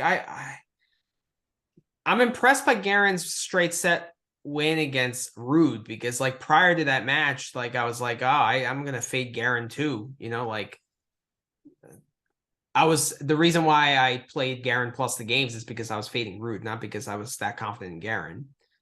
And the fact that he won that match outright kind of, it shows me something. He's also acclimated with the conditions really well. He's won 5 matches. So when you win 5 matches, you're building confidence. It doesn't matter who you're playing, really. It's just if you're winning, you feel good. That's just but I mean, if you want to talk about feeling good, I mean, Fokina's 2 wins here are better than any of Garen's wins. Fair. But I get it. Like I think there. I mean, I think this is pick your favorite ADF line, and like it just depends on how risky you want to go. I'm going over 12.5. Like I see one set getting complicated here. Okay. So that's where I'm going. I understand your point. I like it too. What are the odds again? 1/5. So 115 is what I'm Plus getting straight sets at. 115 and Yeah. straight sets. Yeah. Do you like Garen under 11.5 at minus 110? Well, I'd rather just take Fokina in the straight sets. It's kind of the same thing, right? Right, that's true. That's true. Yeah. Okay. All right. It's similar, but I'm gonna go more conservative here. That's fine. I think it's pretty similar. Okay. Next match. So Medvedev Zverev. Medvedev Zverev. So my bet here is actually the same bet you had with Fokina. It's Medvedev minus 1.5 sets. Interesting. I'm gonna go a little differently here. I'm gonna take Zverev in the games. Wow, interesting. I'm getting minus 1.5 sets at minus 130. Well, what are you getting, Zverev plus minus 125 with the 4.5 with Zverev plus 4.5 games. I think why do you say that? So I don't like what Medvedev was saying about the courts. I know this is in the day. So it'll play a little faster, but I don't like what Medvedev was saying about the courts. It's a little scary because like Zverev, most of the time when Zverev's winning, because he's serving well, but he's been serving pretty well. And he's got, and so I'm not expecting him to hit 100 aces, but like, I don't know. I think he's playing certainly better than he was 2-3 weeks ago. I know Rusevori took a set off him, and it wasn't the prettiest of wins. But I just don't. I don't know, man. Like, I mean, Medvedev just lost a set to Ivashka, and that shouldn't happen again. I get it was at night. I agree, but I don't know. I think 4.5 games here is a nice spread, and So in matches that Zverev is winning, he's serving above 70%. Yep. But he's done that a bunch of times now. He has, but whenever that service percentage dips under 70%, that's when it becomes either a dogfight or he loses. Yeah. It's dependent on that first serve because his second serve is just atrocious. So, and he's going to need to serve in the 80s to have success against Medvedev. I actually don't think so. I don't think the serve, like, because he's not going to hit like 30 aces. He's not going to hit, like, he's not going to be hitting aces here against Medvedev. Like, and Medvedev's not really going to attack the second return because he stands so deep. So, like, but he's going to need to make some progression on the serve. If he doesn't, then he's screwed because in the rallies, he can't make progression on his world-class backhand.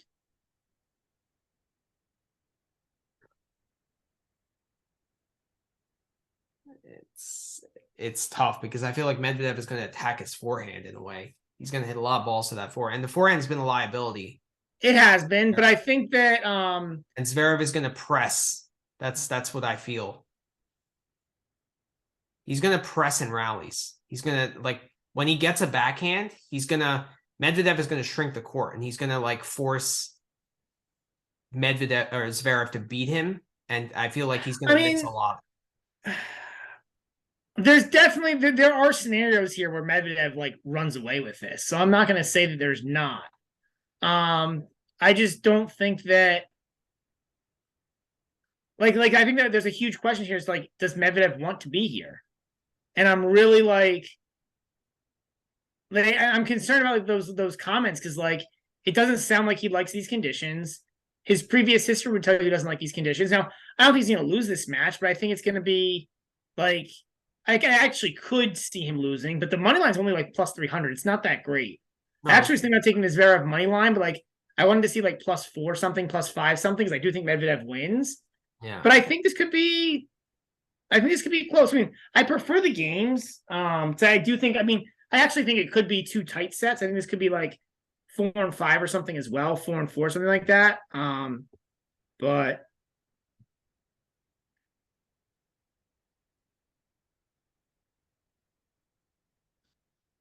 I mean, look, I get it. Like if both of these guys are peaking, this is But if also, both like, these guys are peaking, this is Medvedev. his last 2 matches against Kachin and Rusevori, he served 58% against Kachin, and then he served 61% against Rusevori.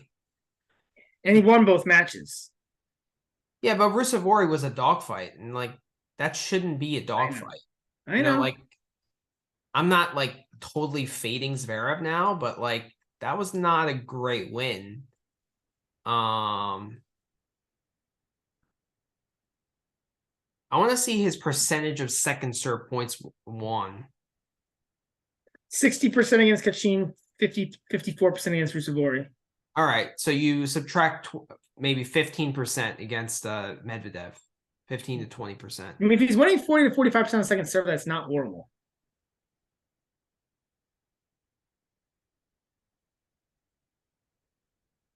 Yeah. I don't know. I just can't really see. I like Zverev making progression in rallies, and I think he's going to start pressing. That's what I see. Like he was pressing against Rusevori in rallies, you know, trying to finish points and just kind of being overly aggressive, and like he's just not timing the ball quite well enough yet. Yeah, I mean, for me, this really isn't even that much about Zverev. It's about like this Medvedev, like this is more about Medvedev and Medvedev, you know, like Medvedev on these courts. And maybe I'm overreacting to what I saw I think Tuesday it's a night, but I didn't. overreaction. What? Slight. I think it's a slight overreaction. I'm not gonna like dismiss it. Like I think it's significant. But it could also be just venting from losing that second set. Medvedev's also never gotten past the round of 16 here. So this is actually the furthest he's gotten. I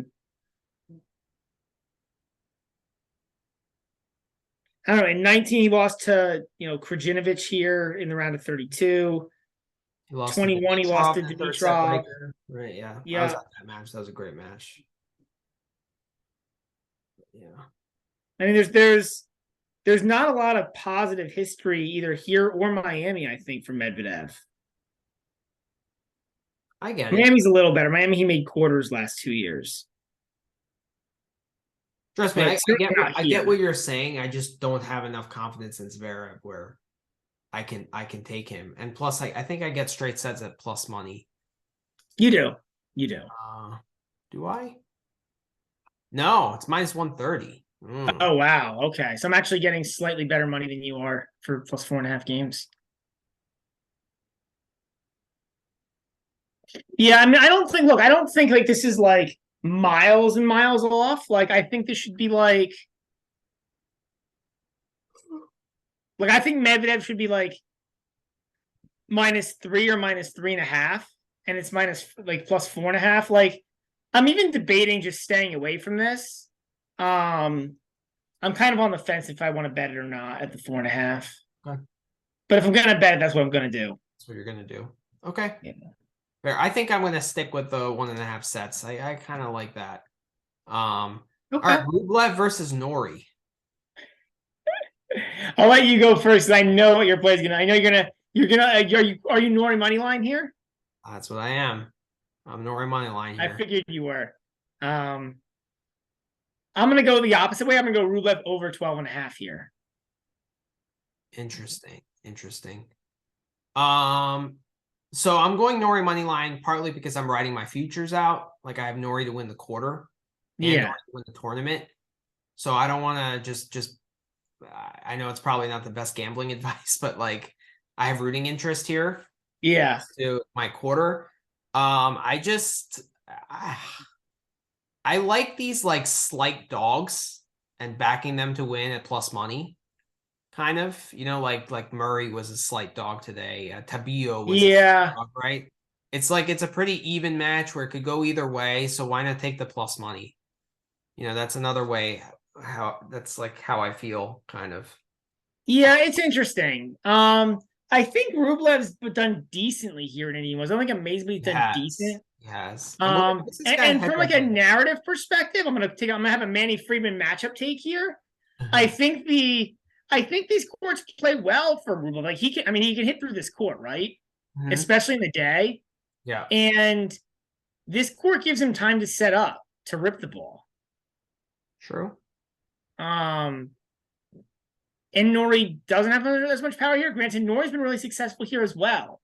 Yeah, he won the tournament Um, in 21. Yep. so, but I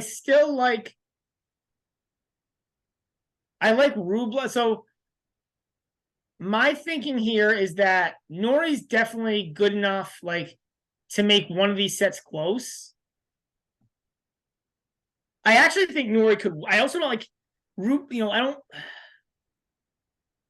I don't see this going like one-way traffic to Norrie ever.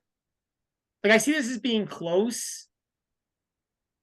So what And about either what guy about can the win, over but I two and think a there's a half slight set line? advantage to Rublev. What about the over 2.5 set line at plus 130? I didn't think plus 130 was that appetizing here. Like for an over 2.5 sets at like plus 130, like unless I feel really good that the guys are gonna go 3 sets, like because even if it's just random, like it's at best a coin flip because you're gonna go to the second set needing a certain guy to win that set. Like you're gonna need whoever loses the first set to To win be the second. honest, I'm hitting the two because I feel pretty good about it because both these guys are going to battle, right? None of them are going to give in even after like a marathon first set in case there is I one. agree with that, but I don't think like the guy who loses the first set gets a boost for the second set. Right? One guy could come out and play significantly worse. Like Rublev ran away with this when they played at the US Open.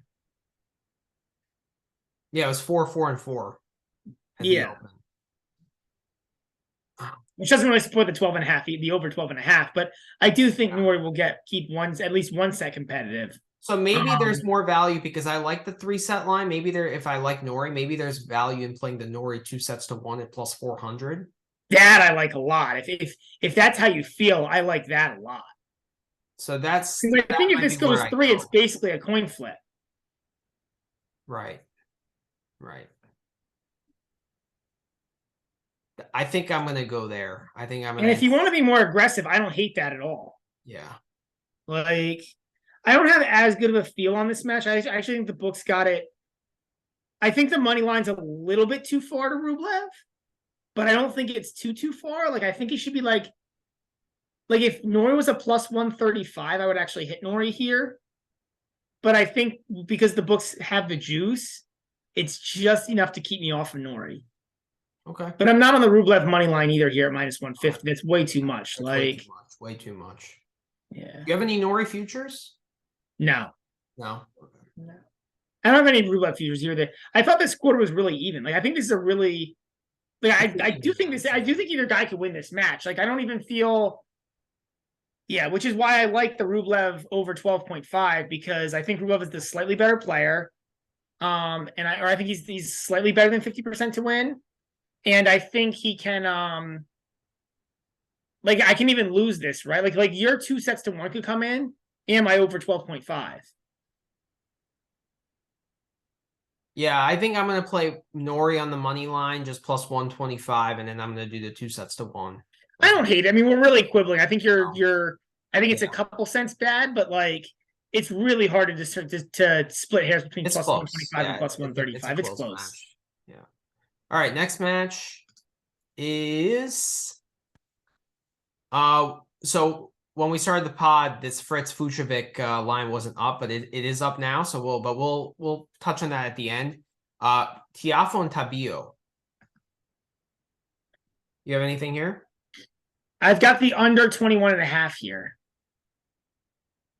Tiafoe's played quite a few like quick matches. Yeah, and he is a better player than Tabio. Way better player. Way better player. Like I actually think he kind of likes these conditions. I think he does too. Which I don't really understand why, but like he's done well in these slower hard courts. Mhm. He killed Jerome. He killed Kubler. Yeah, those are two good wins. He's been pretty good. He's been Yeah, pretty. I mean, I thought Kubler was going to take a set, and he beat him 3-2 Yeah, today. So, yeah. and this is also like this Tabilo run is another like fictitious run, right? Like he beat in qualifying, he beat O'Connell.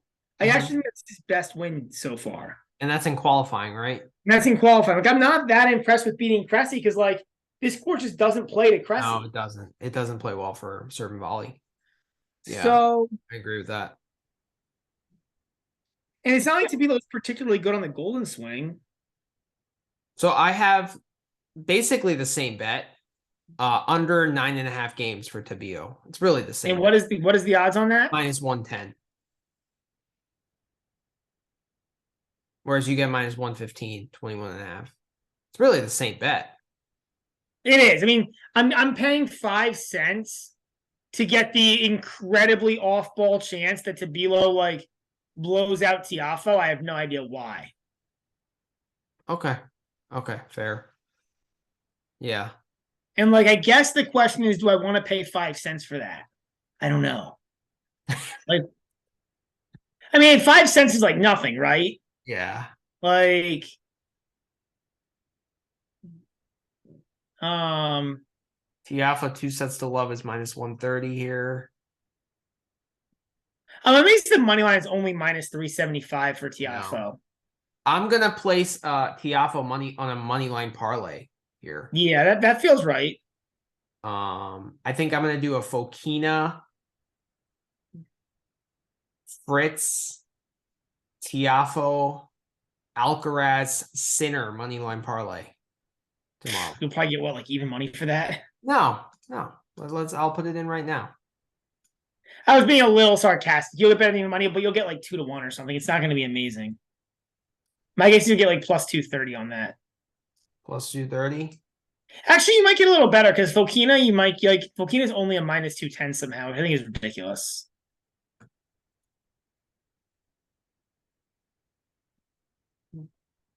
I want to put it in right now. I'm very curious. So Sinner, Alcaraz, Tiafoe, Fritz, Medvedev, and Fokina. I get plus 382. But how do any of those guys lose tomorrow? Alcaraz against Draper, Fritz against Fujovic, Sinner against Wawrinka, Tiafoe against Tabio. So let's go on. So Alcaraz against Draper. I guess Alcaraz could lose that. Draper was already grabbing his hamstring. I mean, it would just be like Draper plays like Draper just has a lot of talent and could play well enough to win that match. I'm not saying it's particularly likely. I'm saying maybe, but I doubt it. Yeah, if you're probably right. Okay, yeah. But who's the next? What's the next leg? Fritz against Fujovic. Yeah, there's no chance there. Sinner against Wawrinka. Wawrinka after a tough 3-setter against Holger Rune today. Yeah, not today. No, not tomorrow. No. Tiafoe against Tabio. No chance. Medvedev against Zverev. You said that there is a slight chance, but it's small. It's small. I like it more than you. And then Fokina against Garin. You said that you like the money line there. I might back you on that. I just probably because the two matches that like are not like pretty conclusive in terms of winners is the Rublev Norrie and the Paul Felix, and I'm leaving those. Yeah, no, that's probably not a bad parlay to play. There's probably money in that. I'll probably do something more ridiculously crazy, something that's more like in the 30-1 range, and take like late games and stuff where I feel like I can. But yeah. Okay. All right, let's move on. Get it. Let's move on to the next match. Sinner and Wawrinka. So I actually have a pretty clear play here. I like. I'm going to lay the games. How many are you laying? 4.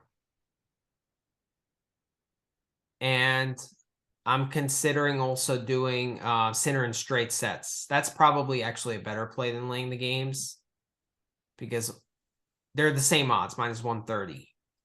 But do you really think Wawrinka can back up a performance like that? Where he played 2 hours and 45 minutes, coming back the next day? Yeah, I mean, and this is old man. Like this is old Yeah. man for two It's and a half the hours. Yeah, spot, right? Like yeah, that I'm betting here. I'm not betting necessarily Wawrinka. I think he's playing better. He's obviously can hit through these courts, no problem, right? But the spot is atrocious to play yep, back-to-back days against top 10 players. yep. I think it's you got to go Sinner all the way. And to get straight sets at minus 130, you got to hammer that. Yeah, yeah. I mean, the debate here is how aggressive you want to be. So, because this originally to me was a stay away, but you've convinced me. Like Stan coming off of a tired performance, or not tired, but like coming off of this long Kind of difficult match. emotional win, yeah. Like I mean,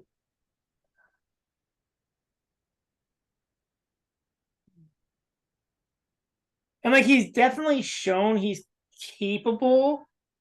But yeah, like Stan's. I mean, so Sinner beat him 1-3 in Rotterdam. Granted, very different conditions. Mm-hmm. Like, my debate is like, do I want to lay? Like, do I want to really give up minus 130 at 4 games, or would I rather play like? I think the straight set line is better. Because It's still I minus 130. Like, what I'm don't asking is like, what if I lay? lay like 6. What if I lay like 4.5 gets me to even money? Yeah. Um, 5.5, like, six Five and a gets you half all the way up to is plus 275. Like that, but maybe I mean, look, like we've got kind decent of a play. good like we've got two good like the two times this year that I think Wawrinka's had to play on back-to-back days was both times after he beat Gasquet. Once in 2 hours 20 minutes, then he lost to Fields 2-3, Mm-hmm. and the other time was after he beat Gasquet in straight sets 3-3. He then lost to Sinner 1-3. They actually were not back-to-back days, though. Oh, the round of 32 and the round of 16 weren't back-to-back days. Yeah, round of 16 you're was right. They weren't back Wednesday, days. and then quarterfinal was So Friday. you're right. You're right. That makes my point move. They wouldn't have been. So we don't really know what this looks like. But you would think it would be even worse. He was playing back-to-back days.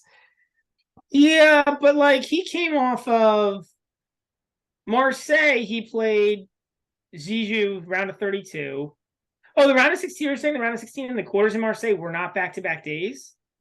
Yeah, because they put the round of 32 Monday and Tuesday, and then round of 16 Wednesday and Thursday, and then But he played the Wednesday? played Wednesdays. Yeah. How do you remember that? It's amazing. It's on Google. Okay. So you Googled this then. Okay. Yeah. I'm not that good, Brad. I thought you might be. I was actually going to test you were, but okay. Yeah, I don't know, man. Like, But I I'm mean, gonna you put could go some nuts kind of and line go on Sinner minus. here. I just need to decide how aggressive I want to be. I And think it's better to play -6 than -5.5 because -5.5 is plus 170, -6 is plus 275. I know. So I might play the -6 as well. So the thing about this is that like Sinner really hasn't looked that great, either. Like he was better. No, I know. You're not playing Sinner here. Like originally, like so if Wawrinka didn't play 2 hours and 40 minutes today, or however long he played today, yeah, 2 hours 40. This is a stay away. Yeah, right. The only reason I'm hitting this is because it's Stan, and like maybe it still is a stay away. Like I don't know, I gotta look, I gotta find like even if it's back like a year ago, because Stan hasn't been really fit for like a year now. So like I gotta find some sort of match where Wawrinka played on back, or a few matches where Wawrinka played back to back, even in the past year sometime, Mm-hmm. and see how he did, because like it's I want to play something here. Well, I don't know if like that's the only angle I think here that plays. I think otherwise it's a pure stay away. it's not just the physicality of that match, it's the emotions. Like, like the fact that he was so close to winning in the second set and then he choked it away and then had to regroup for a third set. Like that I get it. I get it. But great. I'm sure if you look at long matches, they'll have similar emotional up and downs, maybe not to the degree of this one, but they'll have similar. And like I would think Stan would be able to handle the emotional ups and downs. Like, he's one of the oldest guys on the tour, right? He's like a 15-year veteran. So like I would think that wouldn't be I'm more worried about the fitness and the legs. The fitness, right? Yeah. Fair. Like what I would love to do is live bet this and take like the second set spread. That's interesting. But interesting, yeah. Yeah. I might actually consider taking the under here. The under's what, 21.5? Yeah. Yeah. That's a potential play out there, but like, I don't know. Yeah. I think it's a runaway though, it's tough though, because like Wawrinka has a good serve. So like, how many games do you really want to lay? Yeah, and he has a big game, right? He can get through anyone. So yeah, laying the games is probably not the best play. I like the 1.5 sets. That's probably where I'll end up going. I think you're talking me into it, but like I gotta see because like, yeah, and like the nice thing with the 1.5 sets is I don't think Wawrinka gets the second set if he loses the first. Right. Like I think that basically is a first set line. So I think I'd probably end up doing that. I think that's probably the play. Sure. Yeah. I'll can see how Wawrinka's done because I might also like if I can see something that tells me he does poorly on back-to-back days, I might play something ridiculous like the -6 or something as well. Yeah, the thing is he hasn't won enough where there's like a recent sample size of him playing back-to-back Well, days. like maybe Basel back in October. Like that's not, I'll look back 6 months. It's just a matter of physicality. Like so yeah, Basel he did play back-to-back. So he played Nakashima 1 in 3 sets. And then kind of showed up okay against RBA. Against RBA, he lost 5 and 6. Stockholm, he lost to Wawrinka. Mets, he made it to the semis and just completely gassed out and had to retire against Bublik. See, there you go. But I guess that's also a concern, right? Like, what if he just can't get to the match and has to retire and then you push? Maybe the reason why he did so well against RBA is the Swiss crowd, right? Yeah. RBA doesn't really put too much pressure on you. He doesn't hit that big. Plus, that's a super fast indoor court. I think it's a fast indoor hard, right? Isn't Basel fast? It's fast indoor hard, yeah. Yeah. So, like, but so is Mets. So, like, the same thing plays there. Right. All right. But I do think there's like there is a question to say if Wawrinka has anything left in the tank. Mm-hmm. Yeah. Next match. I love this match. Tommy Paul and Felix. Yeah, this is my favorite match on the card. Popcorn. I don't know, man. This line has actually moved in Paul's favor. I know. I had the Paul money line at -110. It's now all the way to 125 already. Yeah. And I'm starting to think about it. It's probably still Paul even at 125, but like it's getting close to me to be getting a stay away. Are you thinking that far to go the other way and go Felix? No. In no way. I agree with I think it's just starting to calibrate back to where it should be. Do you like over 2.5 sets at +125? No. Paul plays way too many short matches. Yeah, but Felix's serve is he's struggled holding serve. How about Paul straight sets +193? That's more fun. I might do that. Wow. Bovada has a crazy sets under set spread -1.5 sets. They have it at +210.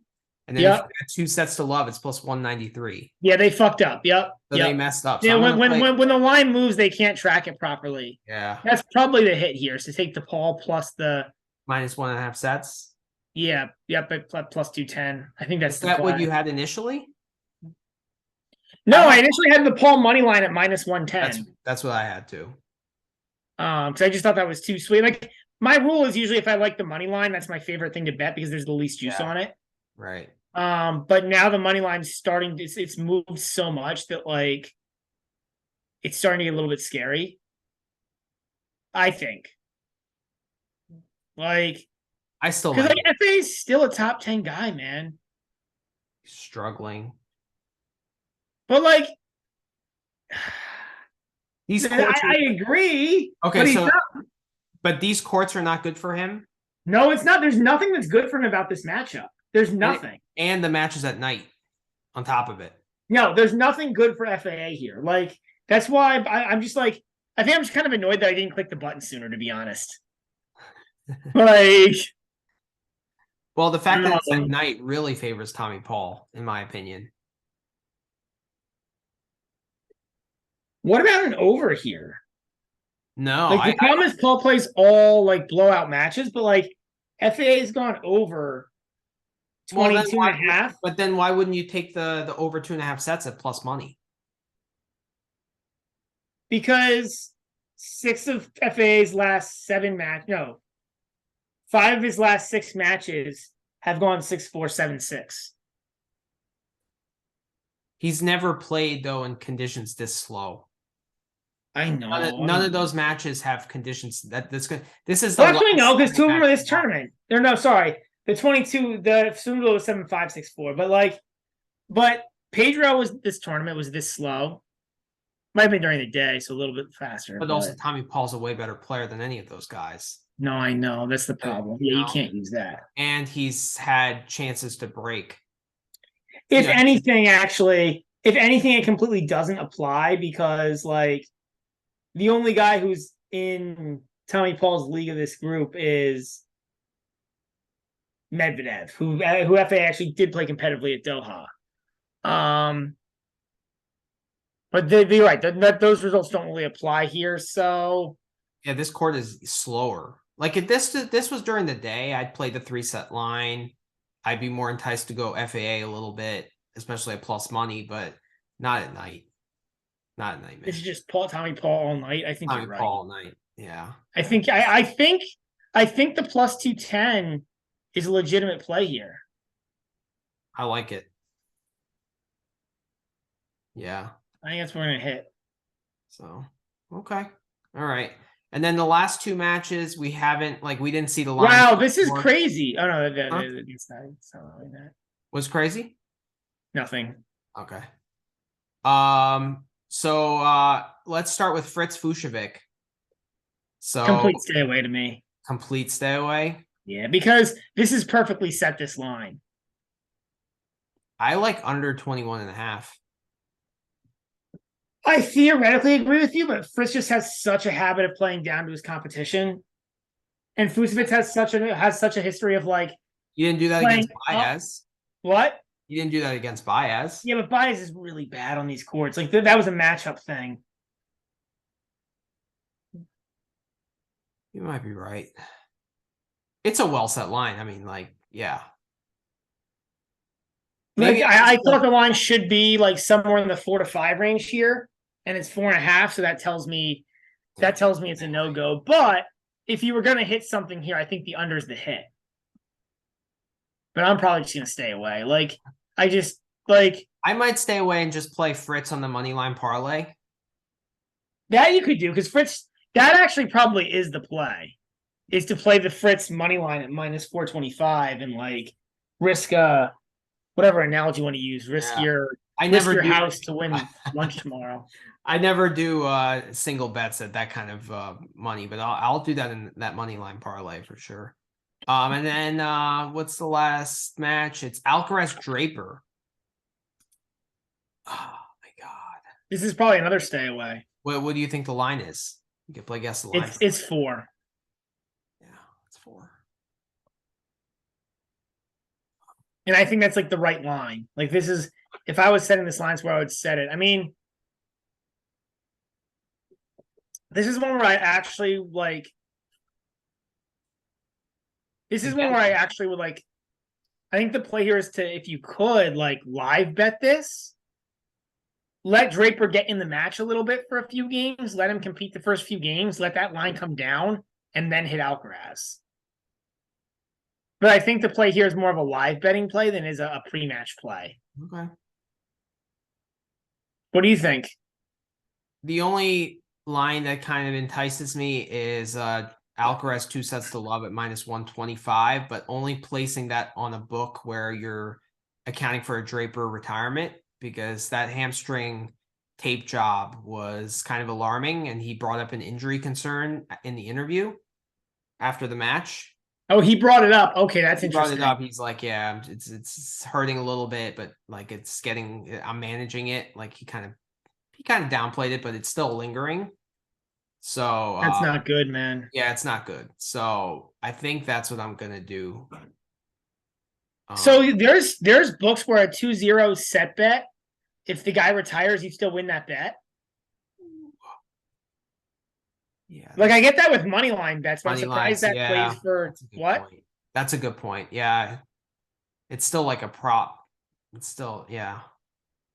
I doubt that plays. Like the money line, you're betting who will win the match. So like a retirement is technically a win, but like 2-0, like if a guy retires, it's not 2-0. Like it's, you know what I mean? It's 1-0, whatever he's Yeah, up. this might be another play where I just do the money line parlay, you know, and just root for Alcaraz, kind of, you know. Actually, that's probably the play here. The money line's only 350. Yeah, That seems insanely low to me. it does. Well, that's the difference between -4 and -4.5. Right. So, yeah. All right, quick. Let's quickly visit the futures, All right. which are quite interesting. Oh, it's only the third and fourth quarter up, unfortunately.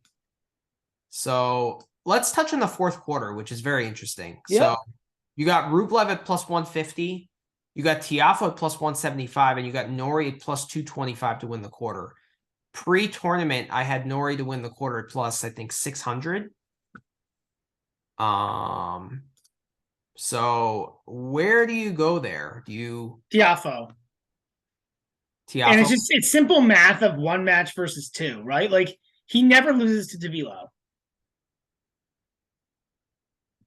I agree with there.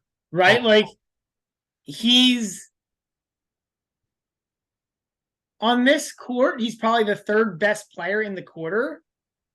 But like, so there's two things. Like one, and I guess it doesn't matter if there'll be a day off, right? Or no, well, who plays the bottom half plays first, right? mm-hmm.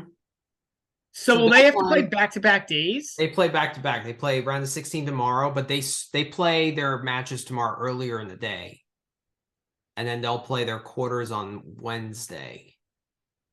Because I think that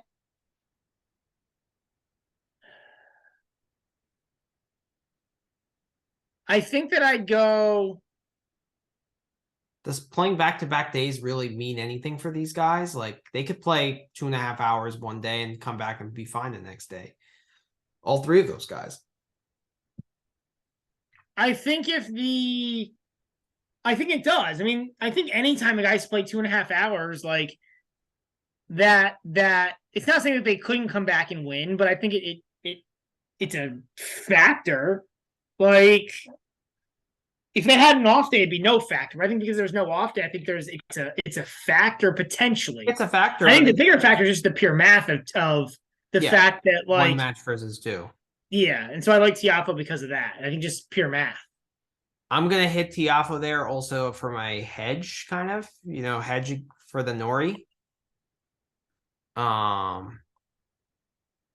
me, it doesn't really make sense that Rublev is the favorite, because like we kind of view the Rublev Norrie match as a pretty much a pick 'em, right? I think that I think the right line would be minus. If I was the book, I would have put it at minus 140 to 145 for Rublev and plus 110 for Okay, for Norrie or plus 115. Okay. So I think I think the book went a little too far, but like that was my point before. I think they went like 10 cents too far. Mm-hmm. favoring Rublev, but it's not enough to actually do anything with it. And if so, Tiafoe is going to play one of those guys in the quarters. Where do you place Tiafoe's? Like, do you make him an underdog against either of those guys? Provided nothing happens in any of those matches that would Okay, change yeah. my mind, yes. Right. Right, like an injury, a super long match, yada yada. But So against Rublev, he's probably like plus 170. something like that. And against Norrie, what would you say? Plus 145? Well, actually, then it makes it really a pretty terrible play. Because like he could lose to Tabilo. Like it's not like Yeah. he like there's like a 5% chance or something he loses to Tabilo, right? Like would you take Tabilo at like 15-1, 20-1? Probably not. Oh wow, okay. So you really think Tabilo has zero chance? I don't think he has a chance, yeah.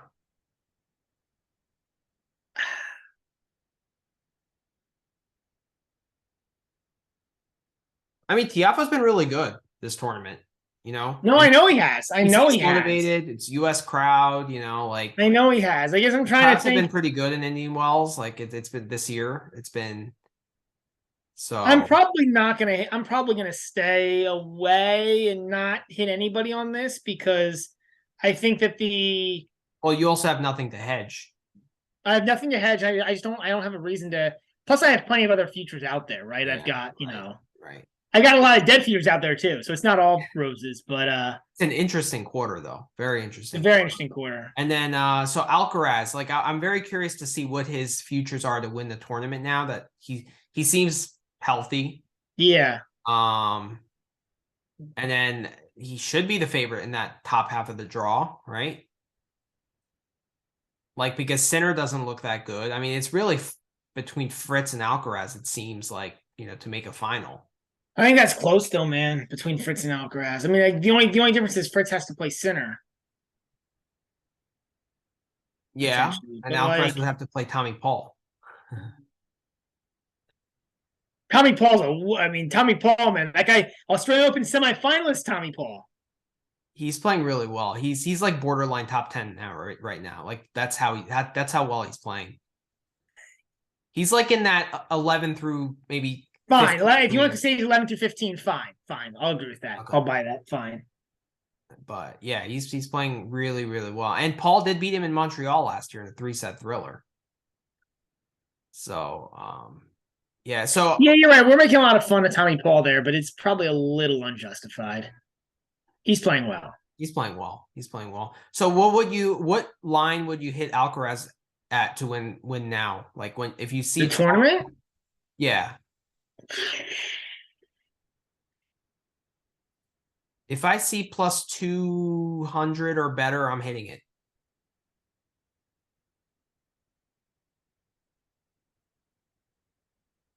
I'm trying to think through.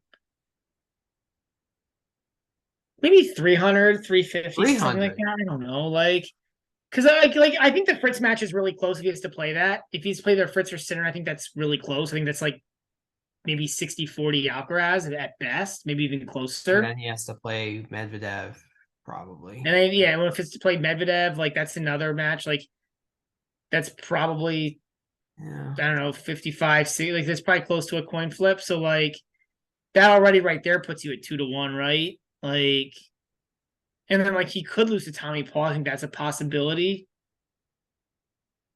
So I think I probably need plus 300. Plus 300. I'm very curious. I can't wait for that. And that's actually backing Alcaraz. In my mind, that's actually being like pro Alcaraz to say that because like you're saying he's the favorite against Fritz and Medvedev now. Yeah, true. And if he plays Fritz, you're putting Alcaraz at like minus 170. Yeah, probably something like that. Yeah. I think that makes sense. And if he plays Medvedev, what's a pick'em? Probably. I mean, I feel like the book. I guess right now, yeah, not knowing anything, but maybe it's a little higher. Maybe it's like minus 140 or something for Alcaraz. I don't know. Yeah. What? A lot can change. There's a lot of tennis to be played before. That's the problem, right? Like it's really hard to call that because can change. Yeah. Interviews, mood. bulletin board material. There's so much that could happen. So I'm more about mood than I am bulletin board material, to be honest with those guys. Like, well, Alcaraz's mood is always good. yeah, I'm not worried about anything with Alcaraz. I'm worried about Medvedev's mood. Mood, yeah. Right. Has he played Alcaraz before? Once in Wimbledon, but that was like when Alcaraz was like 16 or something. Okay. It was like in 2020 or something. Okay. Well, not 2020. They didn't play in 2020, but maybe 21, I think. Okay. Yeah. So. Yeah, it's not really irrelevant. Yeah, it's irrelevant. All right, so that does it for this part of the podcast. It's already like 3 hours, so we didn't have time to touch on the Phoenix Challenger, but that's a loaded draw. So yeah, check that out, guys. If you have time, that's a fun one. Post some pics on the Twitter for that Challenger, especially as the matches kind of wind down in Indian Wells. But the props are coming up probably for the quarters, semis, and finals. So I'm sure Brad will be all over that. Bro, I'll give you all the props, guys. I'll give you the breakdown of. I might do my own pod just to break down all the props. Nice. All right. Well, have a good night, everyone. Thanks for listening. Take care, guys. Thanks, everyone. All right.